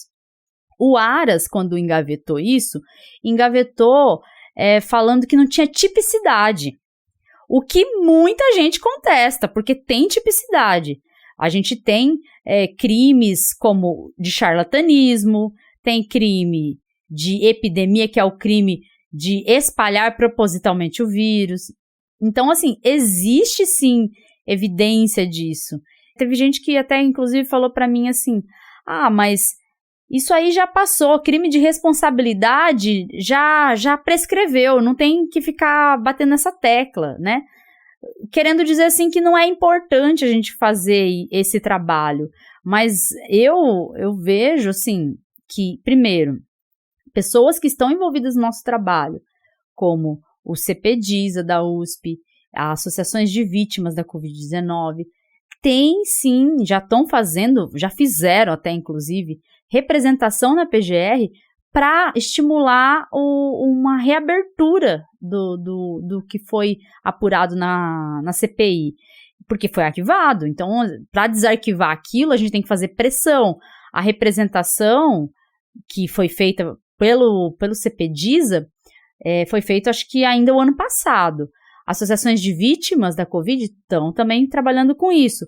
Depois do lançamento do acervo, a gente teve associações de médicos que são médicos pró-ciência, entrando em contato com a gente, falando que querem fazer representação na PGR também, para tentar reabrir isso.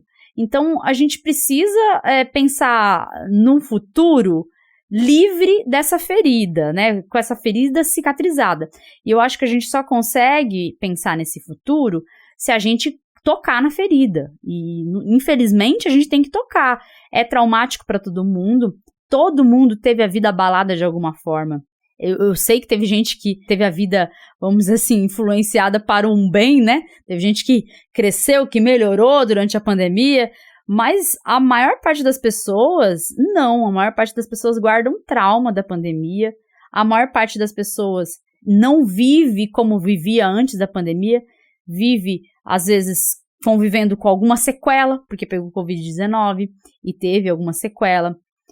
Vive sem um familiar dentro de casa, que era muito importante, vive sem amigos que eram muito importantes, e isso tudo, eu imagino que, lógico, reforça o que a gente fala de um trauma coletivo que faz a gente apagar a memória. E se a gente apagar a memória, a gente corre o risco de, em 2026, reeleger alguém que estava junto com o Bolsonaro propagando desinformação e viver novamente caos dentro das políticas de saúde pública. A gente está vendo o que está acontecendo nos Estados Unidos. 2 crianças morreram de sarampo. Então, tem coisas absurdas acontecendo no mundo e esse movimento negacionista está crescendo no mundo. Não adianta a gente fechar os olhos para isso. E não adianta a gente não ter essa capacidade de ligar esse crescimento de movimento negacionista com a pandemia, porque a pandemia foi a oportunidade de crescer. Eu acho que só tocando nesse assunto que a gente consegue, de verdade, resolver esse assunto, né? Fazer uma DR desse assunto é essencial para a gente poder, de verdade, olhar para um futuro em que a gente, pelo menos, não vai ter político jogando como o Bolsonaro jogou, em plena crise sanitária, fazendo uma política negacionista, porque se o Bolsonaro for também julgado e punido pelos crimes da pandemia, isso gera um marco importante na saúde pública no Brasil, e não só na saúde pública, na política. A gente não pode ignorar isso. E se a gente não pode ignorar, infelizmente a gente tem que tocar nessa ferida, a gente tem que falar desse assunto, por mais que seja doloroso falar desse assunto, e por mais que as pessoas pensem que superar o assunto significa não falar mais dele. E superar o assunto, para mim, e eu acho que para muita gente, significa resolver o assunto. Resolver a gente não resolveu ainda. A gente está querendo prender o Bolsonaro por golpe de Estado, vamos dizer assim, com um desejo de que isso gere na gente uma satisfação pela pandemia, pelos crimes da pandemia. Porque eu vi muita gente falando assim, não, mas o que importa é que ele vai ser réu e ele vai ser punido pelo golpe de Estado e ok. Aí, muita gente falando assim, eu fico feliz por causa dos 700 mil mortos da pandemia. Não, gente, a gente tem que ter um estímulo à justiça sendo feita pelos mortos da pandemia. Não é isso que a gente está vendo. O Bolsonaro, ele tem que ser julgado e tem que ser punido, porque senão coisas como essas vão acontecer. A gente não está livre de ter outra crise sanitária, a gente não está livre de ter outras crises. Como eu tinha falado anteriormente, essas pessoas se aproveitam de crises para crescer. E se a gente não está livre de ter outras crises, a gente precisa gerar algum aprendizado sobre a crise que a gente viveu. E é só com a memória que a gente faz isso. Mas, infelizmente, as pessoas não querem falar no assunto. E, inclusive, esse foi vamos dizer assim, um empecilho da gente não ter lançado o acervo antes ou não ter lançado depois do período de março. Em março, a gente sabia que as pessoas iam acabar falando da pandemia porque ia completar 5 anos da pandemia. Então, essa pauta ia entrar de alguma forma na mídia, mas, em geral, nenhum jornalista, por exemplo, quer falar de Covid-19. Tanto que passou março, já era. Acabou a memória da pandemia, acabou tudo, ninguém mais quer comentar muito sobre isso. Se eu propor, por exemplo, uma pauta aí para algum jornalista para falar de alguma coisa relacionada à pandemia, já não vão querer falar, já não é interessante.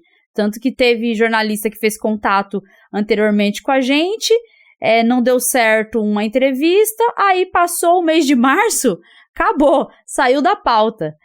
Parece uma coisa assim que é muito fácil de se esquecer, né? E não deveria. Infelizmente, eu não entendo, assim. Ó, a gente no Vira Casacas fez contato, não deu para fechar a agenda, mas a gente voltou a fazer contato, né? Porque, ora bola, não somos jornalistas, né?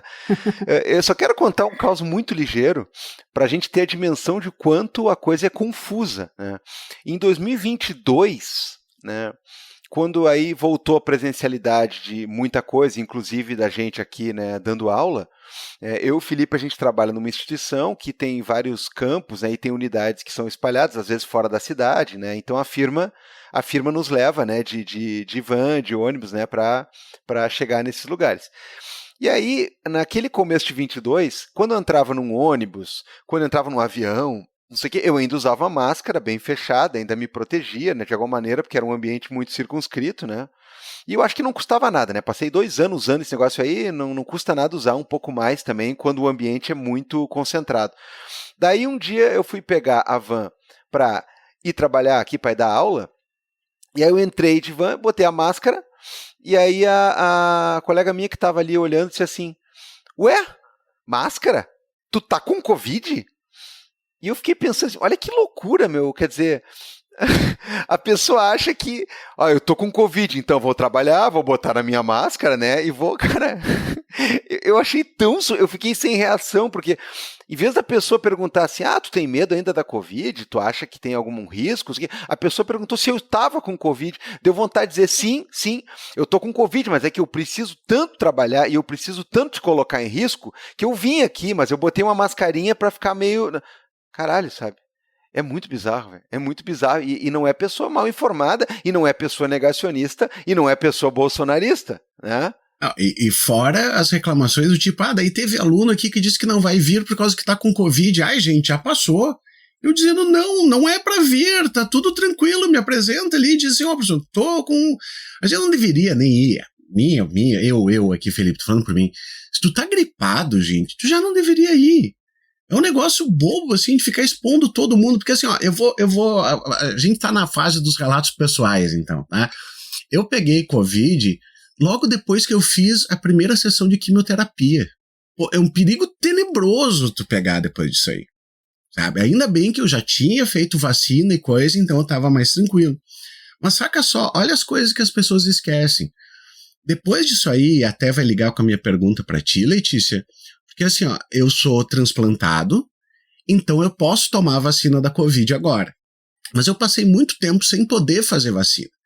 E tu vê como é cruel quando a gente diz esse negócio de assim, não, agora já passou, agora já tá tudo tranquilo, agora dá pra pegar, agora pega como se fosse uma gripe e passa. Poxa, eu passei por um período que eu fiquei trancado em casa porque eu tava sem nenhuma vacina. E se eu encontrasse uma pessoa dessas aí que diz, não, tá tranquilo sair na rua porque pra mim é só uma gripe, pra ela era, pra mim não era. Pra mim não era. Então toda vez eu parei de fazer exame de sangue no laboratório, de ir até lá, eu pedia pra vir até a minha casa, porque teve uma vez que eu fui lá e tinha uma criança correndo e a mãe dizendo assim, é que eu tenho que fazer exame de Covid aqui pro fulaninho, porque ele não passou muito bem e coisa assim. Eu digo... E você tá aqui com a criança no meio de todo mundo e eu lá mascarado, né, todo errado, mas tava lá assim do tipo... Então assim, é muito cruel, gente, quando se fala esse negócio do mas vai passar pra todo mundo. Não é pra todo mundo. Você não sabe se a pessoa que tá passando por você na rua não tá numa situação dessas aí, de que tá imunossuprimida, de que não tá bem, de que tem uma chance de ser entubado de 20 vezes, e é literalmente 20 vezes maior a chance de você ser entubado, do que uma pessoa que não tem uma condição dessas. Então, assim, me parece uma questão de civilização. Entende? É uma questão de civilização, de você se preocupar com o outro. Não é por você, floquinho de neve super especial, que tá tudo bem, sabe? É com as outras pessoas. Mas daí tu tá ali numa turma e se o cara não vier hoje por causa que tá com gripe ou tá com Covid, daí tem a falta de... Gente, tem mais 40, 50, 60 pessoas lá dentro. Essa criatura vai voltar pra casa e vai ter contato com o vô que tem 85 anos. É tudo uma corrente. Não é uma pessoa. A gente vive em sociedade, a gente tem contato com outras pessoas. É muito absurdo tudo isso aí. E essa questão, Letícia, que eu ia trazer para ti, agora então assim, ó, vamos falar do Lula. Vamos falar do Lula. As pessoas querem que a gente fale do Lula? Vamos falar do Lula. Mas assim, ó, não tá tendo vacinação para todo mundo de Covid agora. Como eu falei, eu chego lá no posto e dizem, você é transplantado, então eu tenho, né, pessoas que têm mais contato, pessoas de uma certa idade, pipipi, tem todos os que podem. Agora, por exemplo, a minha companheira não toma vacina, porque ela não tá num grupo de risco. Ela convive com alguém que tá, mas ela não tá. De toda a tua pesquisa, Letícia, de tudo isso aí, porque só tem N, né, tem um relatório, tem a coisa que veio no Ministério da Saúde, tem o tal. Mas a gente passou tanto tempo falando desse negócio, para agora ser assim, ó, tá tudo bem mesmo, não precisa, porque é o correto, por uma questão de exatamente de risco, só quem tem é que toma e por aí já está de bom tamanho, ou a gente deveria também pressionar, porque vamos lembrar, né, Gabriel Divano, a gente lembra toda vez que fala no nome do Lula, que o homem disse, se vocês precisarem criticar alguma coisa, pode criticar. Então, né, se for o caso, também a gente vai dizer aqui, vai dizer, talvez a gente devesse, inclusive, pedir, vacina para todo mundo. Ou não, Letícia, tá tudo certo, aqui eu vou me colocar na minha ignorância, né, eu tô bonitinho, agora em junho está marcada a minha vacina, vou lá fazer ela. Então, eu não concordo com a política adotada pelo Ministério da Saúde atual. E eu, assim, já deixei muito claro várias vezes que eu não concordo. Como você falou, o Lula pediu pra gente falar quando precisasse e pra, vamos dizer assim, pedir pra melhorar. A gente precisava pedir pra melhorar. Só que, de fato, a gente sabe que a gente não pode criticar, né? Porque se você é criticado nas redes sociais, você acaba levando uma enxurrada de crítica de volta. Tá com saudade do Bolsonaro? O Bolsonaro vai voltar? Né? Se você criticar, o Bolsonaro vai voltar? Hoje em dia, a gente não sabe, eu vou falar bem a verdade, eu não sei lidar com as redes sociais mais, eu acho. Porque eu não sei mais o que é melhor a gente fazer. Se é melhor ficar quieto e ficar só concordando com as pessoas ou se é melhor a gente de verdade se manifestar. Uma coisa que eu acho grave, a gente não pode banalizar o que vivemos no governo Bolsonaro. Isso é uma coisa diferente do não criticar o Lula. Criticar o Lula tem que criticar sim, porque essa política ela foi baseada em recomendação, vamos dizer assim, uma interpretação equivocada de recomendação da OMS. A OMS não quer que os países concentrem vacinas. Por quê? Porque, logicamente, a produção de vacina para a Covid-19 agora é menor do que se produzia durante o período que iniciou a vacinação, né? Então, nós não temos o mesmo nível de produção. Mas tem países que não conseguiram vacinar como a gente vacinou. Todo mundo se vacinando. Tem países muito pobres que não conseguiram. E a OMS sempre fez um discurso da gente pensar na equidade, uma saúde mais equitária, né? E nesse sentido, os países ricos, os países que poderiam comprar mais vacinas, permitirem pelo menos que sobrasse vacina para as pessoas, para os países pobres. E ajudar também nessa vacinação. Mas teve país rico durante a pandemia que comprou 10 doses de vacina por cidadão. Pensando assim, não, vamos precisar ficar vacinando, vamos comprar. Ignorou essa necessidade de outros países. Então, as recomendações da OMS acho que vieram nesse sentido. E aí, nessa interpretação equivocada, foram colocados assim, que grupos de risco só que deveriam receber vacina. E essa foi a política adotada pelo Ministério da Saúde. Eu acredito que isso veio numa tentativa de reorganizar o Ministério, que foi um pouco sucateado, né? Um pouco é pouca coisa falar, um pouco, que foi sucateado durante o governo Bolsonaro. E nessa tentativa de reorganizar o Ministério, houve investimento em outras vacinas, mais do que da Covid-19. Eu penso que foi isso. Mas eu não concordo, nunca concordei, eu acho que deveria ter para todos, até porque todos têm contato com todos, a gente vive em sociedade. As pessoas não usam mais máscara como usavam antes. Eu ainda uso máscara quando vou pegar, por exemplo, se eu vou pegar um voo para... Eu fui o ano passado para o Chile, um voo de 4 horas de duração. Eu fui de máscara o tempo inteiro no voo. Se eu vou viajar de ônibus, eu vou pegar também e vou usar máscara, porque eu ainda tenho medo e ainda faço a minha prevenção. O meu marido, ele anda de metrô todo dia para ir trabalhar e ele usa máscara. Eu trabalho remoto, então eu não tenho contato com pessoas, né? Então, tô aqui bem tranquila.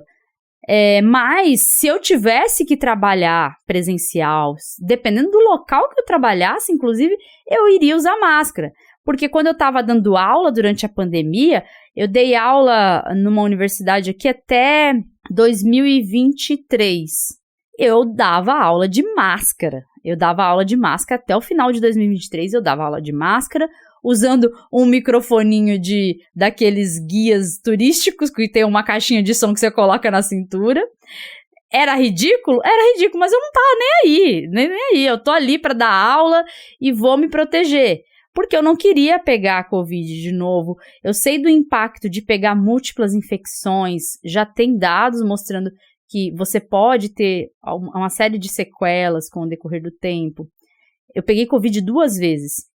Uma vez, como eu falei para vocês, foi no velório do meu pai, em 2022.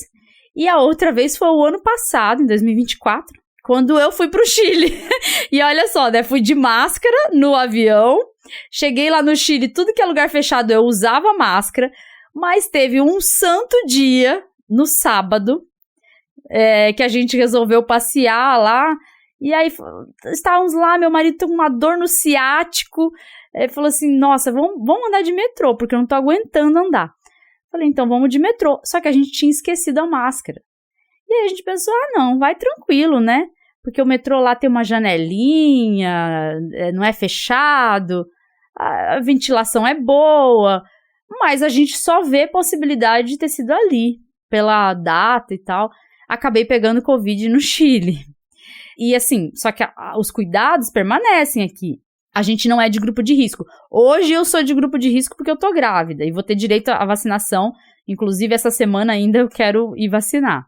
Mas não acho certo a gente determinar que a vacinação seja só para grupos de risco, porque ainda tem gente morrendo de Covid, ainda tem gente falando que já passou, né? As pessoas estão falando aí, já passou, e tem gente, inclusive, minimizando o que a gente viveu, porque querendo dizer assim, olha, passou, as pessoas pegaram Covid e passou, achando que esse efeito de maior tranquilidade é por causa da imunidade de rebanho que foi defendida por Bolsonaro e todos os seus apoiadores. E tem gente que, inclusive, mesmo estando a vacina disponível para seu grupo de risco, gente que simplesmente não quer tomar vacina. Eu conheço gente que quase morreu de Covid, saiu depois de 60 dias na UTI, de ter tido uma parada por 8 minutos, e ter sido reanimado, saiu da UTI, assim, com uma perda de peso enorme, e mesmo assim, vamos tomar a vacina? Agora, vou ver se eu tomo. Então, assim, as pessoas não aprenderam a minimizar o que a gente viveu, minimizam até hoje, e eu acho que esse comportamento de minimizar, ele acaba dando um respaldo para o governo minimizar também. E esse é o problema. Quando a gente faz a memória da Covid, do período pior da Covid, eu acho que a gente pode exigir, né, exigir ali que justiça seja feita, a gente pode fortalecer a nossa crítica ao governo atual. Porque a gente precisa criticar, não é uma política boa, não é uma política de saúde boa, a gente tinha que ser exemplar nessa política de Covid. O que a gente tinha que ser, diante de tudo que aconteceu, é tentar mostrar totalmente o oposto daquilo que aconteceu. Mas o que nós temos hoje, de certa forma, é uma omissão nessa política da Covid, até porque não existem políticas para quem tem Covid longa, para tratar, para reabilitar quem tem Covid longa, não tem política nenhuma para isso. Então, há uma omissão, sim, na política de saúde pública hoje, e a gente talvez esteja, de certa forma, respaldando isso por a gente ter minimizado o que a gente viveu. A gente minimizou, a gente dá o respaldo para o governo acabar criando uma política muito ruim de saúde pública. Só que eu acho que, por exemplo, tocar na ferida e fazer memória é uma forma também de trazer de volta para a gente poder ter consciência e não minimizar essa doença, né? Não minimizar isso que a gente viveu e também não dar respaldo para o governo atuar de qualquer forma na Covid-19. A gente precisa melhorar muito na saúde pública aqui. Eu entendo que um corte orçamentário pode ter exigido uma política mais direcionada a grupos prioritários. Eu entendo, mas não é uma política boa, e a gente precisa reforçar isso, não é uma política boa, e a gente, para exigir que seja uma política melhor, talvez julgar os crimes do passado, da pandemia, seja o primeiro passo. Fechar um ciclo, como gostam de falar, fechar aquele ciclo, talvez isso seja o primeiro passo. A gente não sabe, mas eu penso que resolver esse problema, né, tocar nessa ferida, julgar os crimes, permitir, quem sabe, né, o Bolsonaro seja punido por isso, é uma forma da gente fechar aquele ciclo e garantir que outros políticos não queiram fazer uma política de saúde pública tão ruim e se cerquem de cuidados nisso, né? Porque a gente está documentando o que a gente vive, a história está acontecendo, a gente está vivendo a história, a gente está documentando. Se tiver um acervo das omissões depois, né? Então, eu acho importante, sim, a gente criticar. Eu não acho que não é válido criticar porque tá errado. Perfeito, Letícia. Gabriel, você sabe o que eu tinha esperança que acabasse depois da pandemia? O quê? O beijinho, cara. Eu não gosto do beijinho. Sabe, de cumprimento. Oi, tudo bem? Beijinho, beijinho, beijinho. Tá. Achei que tu era contra o beijinho, o cajuzinho, né? Não, isso eu gosto. Eu fiquei pensando cajuzinho. Por que tem que acabar o beijinho, cara, né? Mas, enfim, que beijinho doce, né? Como diz a canção. Olha, a gente teria muito mais coisa para falar aqui, teria muito mais coisa para tirar, né, de dentro dessa gaveta onde estão forçando, mas é bom que fique alguma coisa para lá, né? Porque aí a gente sabe, né? É aquela velha história, né? Aquele velho golpe, né? A Letícia tem, inclusive, aqui desculpas para voltar mais, né? A gente espera que essa tenha sido a primeira de muitas outras vezes, né? A gente fala com tanta gente aqui que a gente esquece a alegria de ter alguém estreando aqui. Enfim, mas você vai continuar ouvindo a Letícia por mais um pouquinho e depois você vai continuar ouvindo ela por ainda muito mais, porque ela vai fazer também, né, jabá do podcast, ela vai falar um monte de lugares aí onde ela pode ser encontrada, mais do que já falou aqui, vai estar tudo no post, os links, né, tanto dos contatos dela quanto do acervo da pandemia. Por favor, visite, né, e espalhe isso aí, porque é coisa muito importante.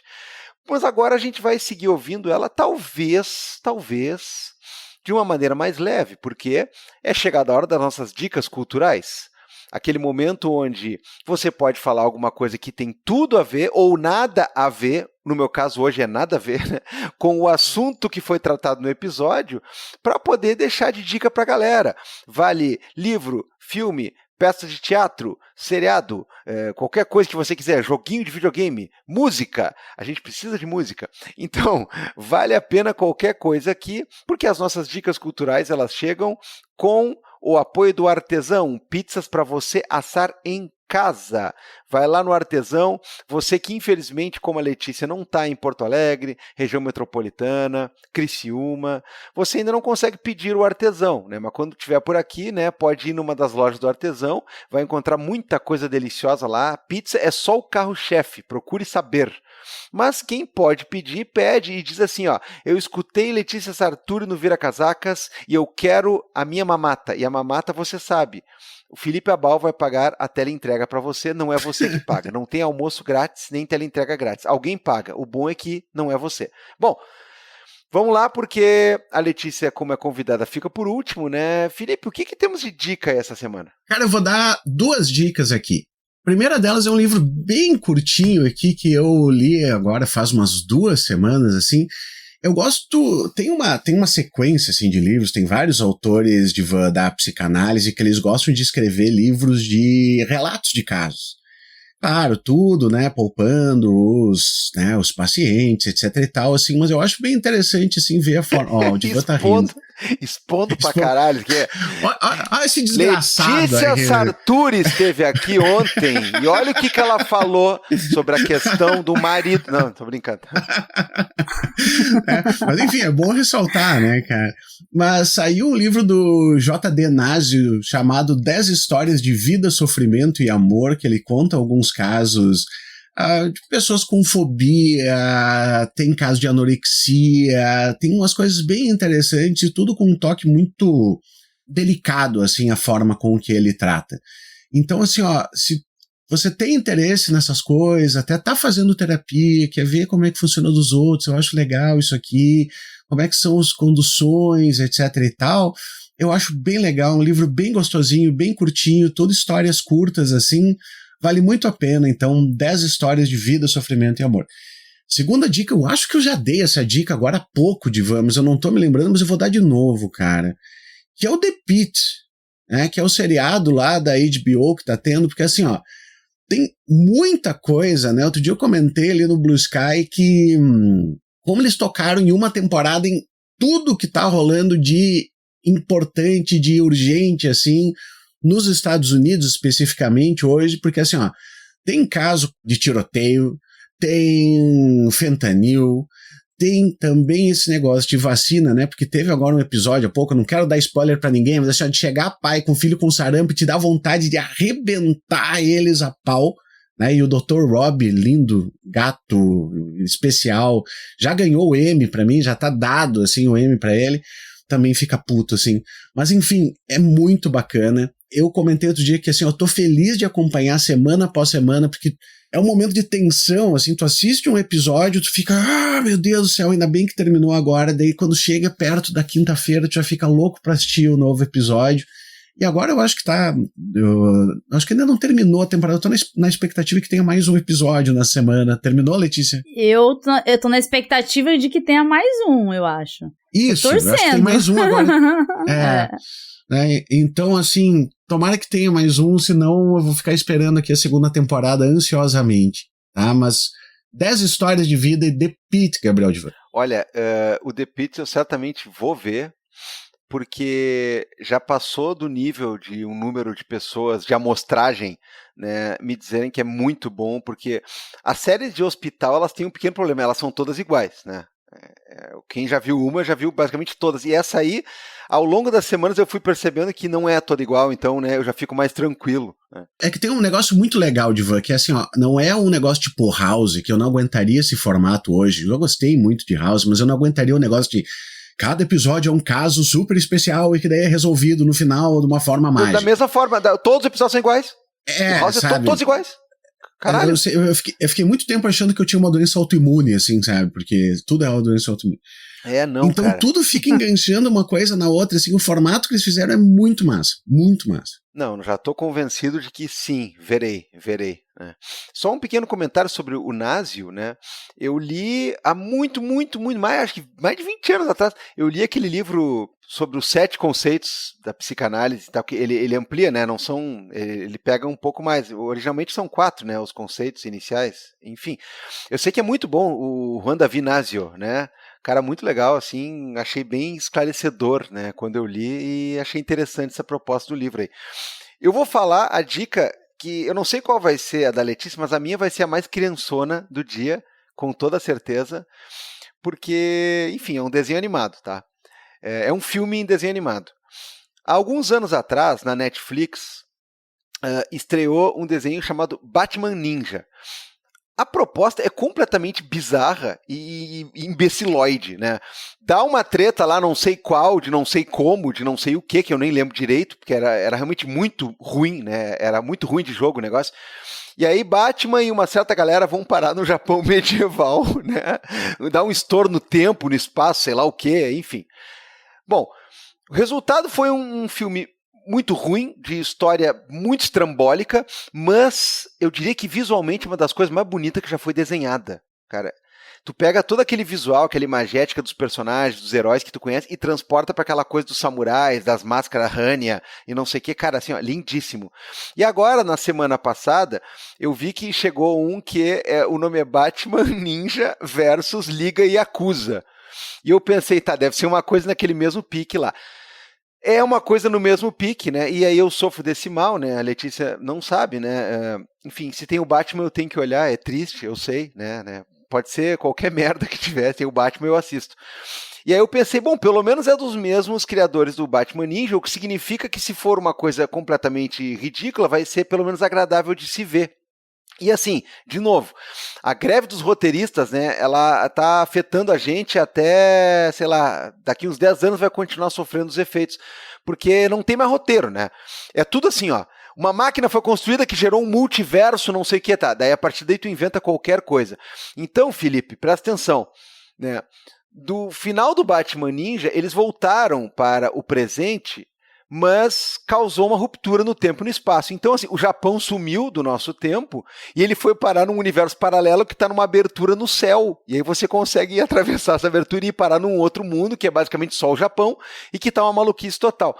E lá, todos os super-heróis, eles são a serviço das gangues da Yakuza e eles são do mal. Então o Batman vai pra lá, porque tem que combater, não sei o que, enfim, né? O roteiro é o que menos importa.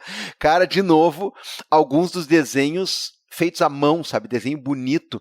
Alguns dos mais legais do mundo. As versões dos super-heróis, eu juro por Deus, eu quero os bonequinhos de todos eles na versão japonesa. Especialmente a Mulher Maravilha. Estou apaixonadíssimo pela Mulher Maravilha japonesa. Né? Aquaman, Lanterna Verde, né? Flash com aquele chapelão que parece o Raiden do Mortal Kombat. Adorei tudo aquilo. E o desenho é tão legal assim que ele vai brincando com as formas de desenho japonês. Né? Ele vai mudando o desenho conforme vai mudando algumas questões do roteiro, e aí tem desenho tipo dos anos 70, tem desenho mais estilizado, assim, continua sendo uma babuzeira sem tamanho, mas me divertiu bastante, 1h30 lá, e o nome já é ridículo de dizer, eu vou falar só mais uma vez e vou falar baixinho e vou fugir, tá? Batman Ninja versus a Liga Yakuza. Enfim, Letícia Sarturi, quais são as suas ou a sua dica? Olha, mas aqui em casa tem também, meu marido é de Superman, fã, qualquer coisa que tem Superman, aí então, ele tava porque o Superman também é o máximo. O Superman é um Superman mafioso japonês. Olha aí. Ele usa um kimono e ele usa um Ray-Ban. O Superman usa Ray-Ban, cara, e faz todo sentido, cara. Caramba. Não, ele tava preocupado porque nosso filho vai nascer provavelmente em maio. O Kal-El. O Kal-El. E aí quando o Superman... Gente, quando o Superman estrear o filme, que ele tá vendo cada teaser, cada trailer... vai ser numa época que vai estar muito ruim pra ir pro cinema, assim, com criança, né? E aí ele fala, eu não vou te deixar sozinha, então eu não vou assistir, fazer o quê, né? Paciência. Mas sobre as minhas dicas, se fosse pra dar dicas sobre o que eu tô vivendo, né, essa espera, né, eu acho que eu falaria de tudo de maternidade, mas tem um livro bem legal, que muita gente tá falando, e aí a gente resolveu comprar, eu comecei a ler e tô gostando, que é o livro que você gostaria que seus pais tivessem lido e seus filhos ficarão gratos por você ler.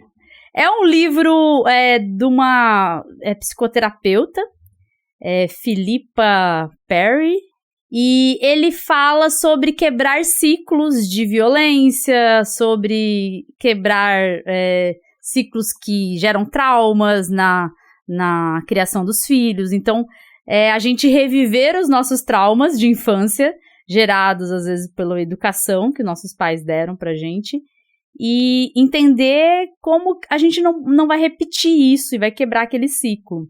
Um livro sobre isso. Eu gostei, meu marido também tá lendo, porque a gente tá na preparação, né? E a gente não quer repetir, às vezes, comportamentos de criação que a gente não gosta, né, e que geraram traumas na gente. Então é um livro bem legal. Falaram muito. Não é um livro leve, porque você vai reviver de alguma forma um trauma, né? Se você tem algum trauma. Mas eu acho que é um livro importante pra gente quebrar ciclos. E eu ia falar de The Pitch, mas eu vou falar de um outro livro também, que é o Dicionário dos Negacionismos no Brasil. Ele tá sempre aqui na minha bancada, porque eu uso muito. Esse Dicionário dos Negacionismos é um compilado de artigos, né, escrito por vários pesquisadores, com vários termos aí do que vieram à tona na pandemia, muitos deles, e eu acho que é importante até para a compreensão de alguns termos que a gente fala, às vezes pode ajudar até na compreensão de muita coisa que a gente fala da pandemia, mas também do negacionismo que está crescendo aí no mundo. Então é um livro bem legal para poder compreender e estudar um pouco mais. Eu nem ia falar de nada do episódio, mas enfim, eu olhei para ele e falei, não, eu tenho que indicar esse livro, porque eu já indiquei para várias pessoas, é muito bom. E aí eu vou dar uma terceira dica de música. Eu não sei se vocês conhecem o Antônio Zambujo, um cantor português excelente. É assim, eu já ouvi muita gente falar assim, é o melhor cantor hoje na atualidade no mundo. Ele é excelente. É um cantor que aqui em casa eu escuto muito. Todo ano Spotify, o ranking de Spotify só aparece Antônio Zambujo. Eu não sei como me livrar disso, infelizmente. Tô sempre escutando. E ele vem pro Brasil frequentemente. Ele tava aí, eu não sei se ainda tem show, mas ele tá fazendo um show com o Yamandu Costa, que é sensacional também. Passo Fundense, Yamandu Costa. Ó. E assim, é um show que eu já assisti uma vez, mas eu assistiria várias vezes. Eles estão viajando vários lugares aí, aqui no Brasil e outros lugares, porque o Yamandu acho que tá morando em Portugal também. E vale muito a pena conhecer. Eu sei que a gente não quer conhecer muita coisa de quem nos colonizou, mas Portugal tem coisa boa, e Antônio Zambujo, eu considero ele praticamente brasileiro já, de tanto que ele vem pro Brasil e de tanto que ele canta músicas de brasileiros. E lógico, as músicas dele também. Então ficam essas 3 dicas aí, algumas mais sérias, outras mais traumáticas e outra aí para vocês escutarem a música. Muito bacana, Letícia, muito obrigado. O show dele com o Yamandu eu queria ver, acabei perdendo, tá? E eu fiquei pra morrer, assim, porque, cara, assim, ó, demais, o disco é demais, de fato, né? E, porra, baita Sim. dica essa daí, assim como as outras, né? Na propaganda, inclusive, já me ganhou, quando anunciava na TV o show, eu ficava assim, eu tenho que olhar, eu vou ter que ver que dia vai ser, acabei perdendo o dia, né? Eles estão tocando Nervos de Aço do Lupicínio, cara, na versão que eu acho talvez a mais legal já gravada, sim, cara, é muito impressionante, sim, muito bom. Eu já mesmo. decorei tudo. O Lupicínio tem um problema com ele que eu não gosto. Faz música boa, ele escreve muito bem, né? Mas beleza, Letícia, muito obrigado por ter topado participar. Foi uma conversa pesada, mas muito boa, muito necessária. Volte sempre. Pode chegar ali, põe os pés em cima do sofá, pega alguma coisa na geladeira, já é de casa aqui, então. Obrigadão mesmo. Eu que agradeço, gente. Foi muito legal estar aqui com vocês. Eu acho que é um tema difícil, mas eu acho que a gente tem que falar, né? Não tem jeito. Um trabalho sujo, mas alguém tem que fazer.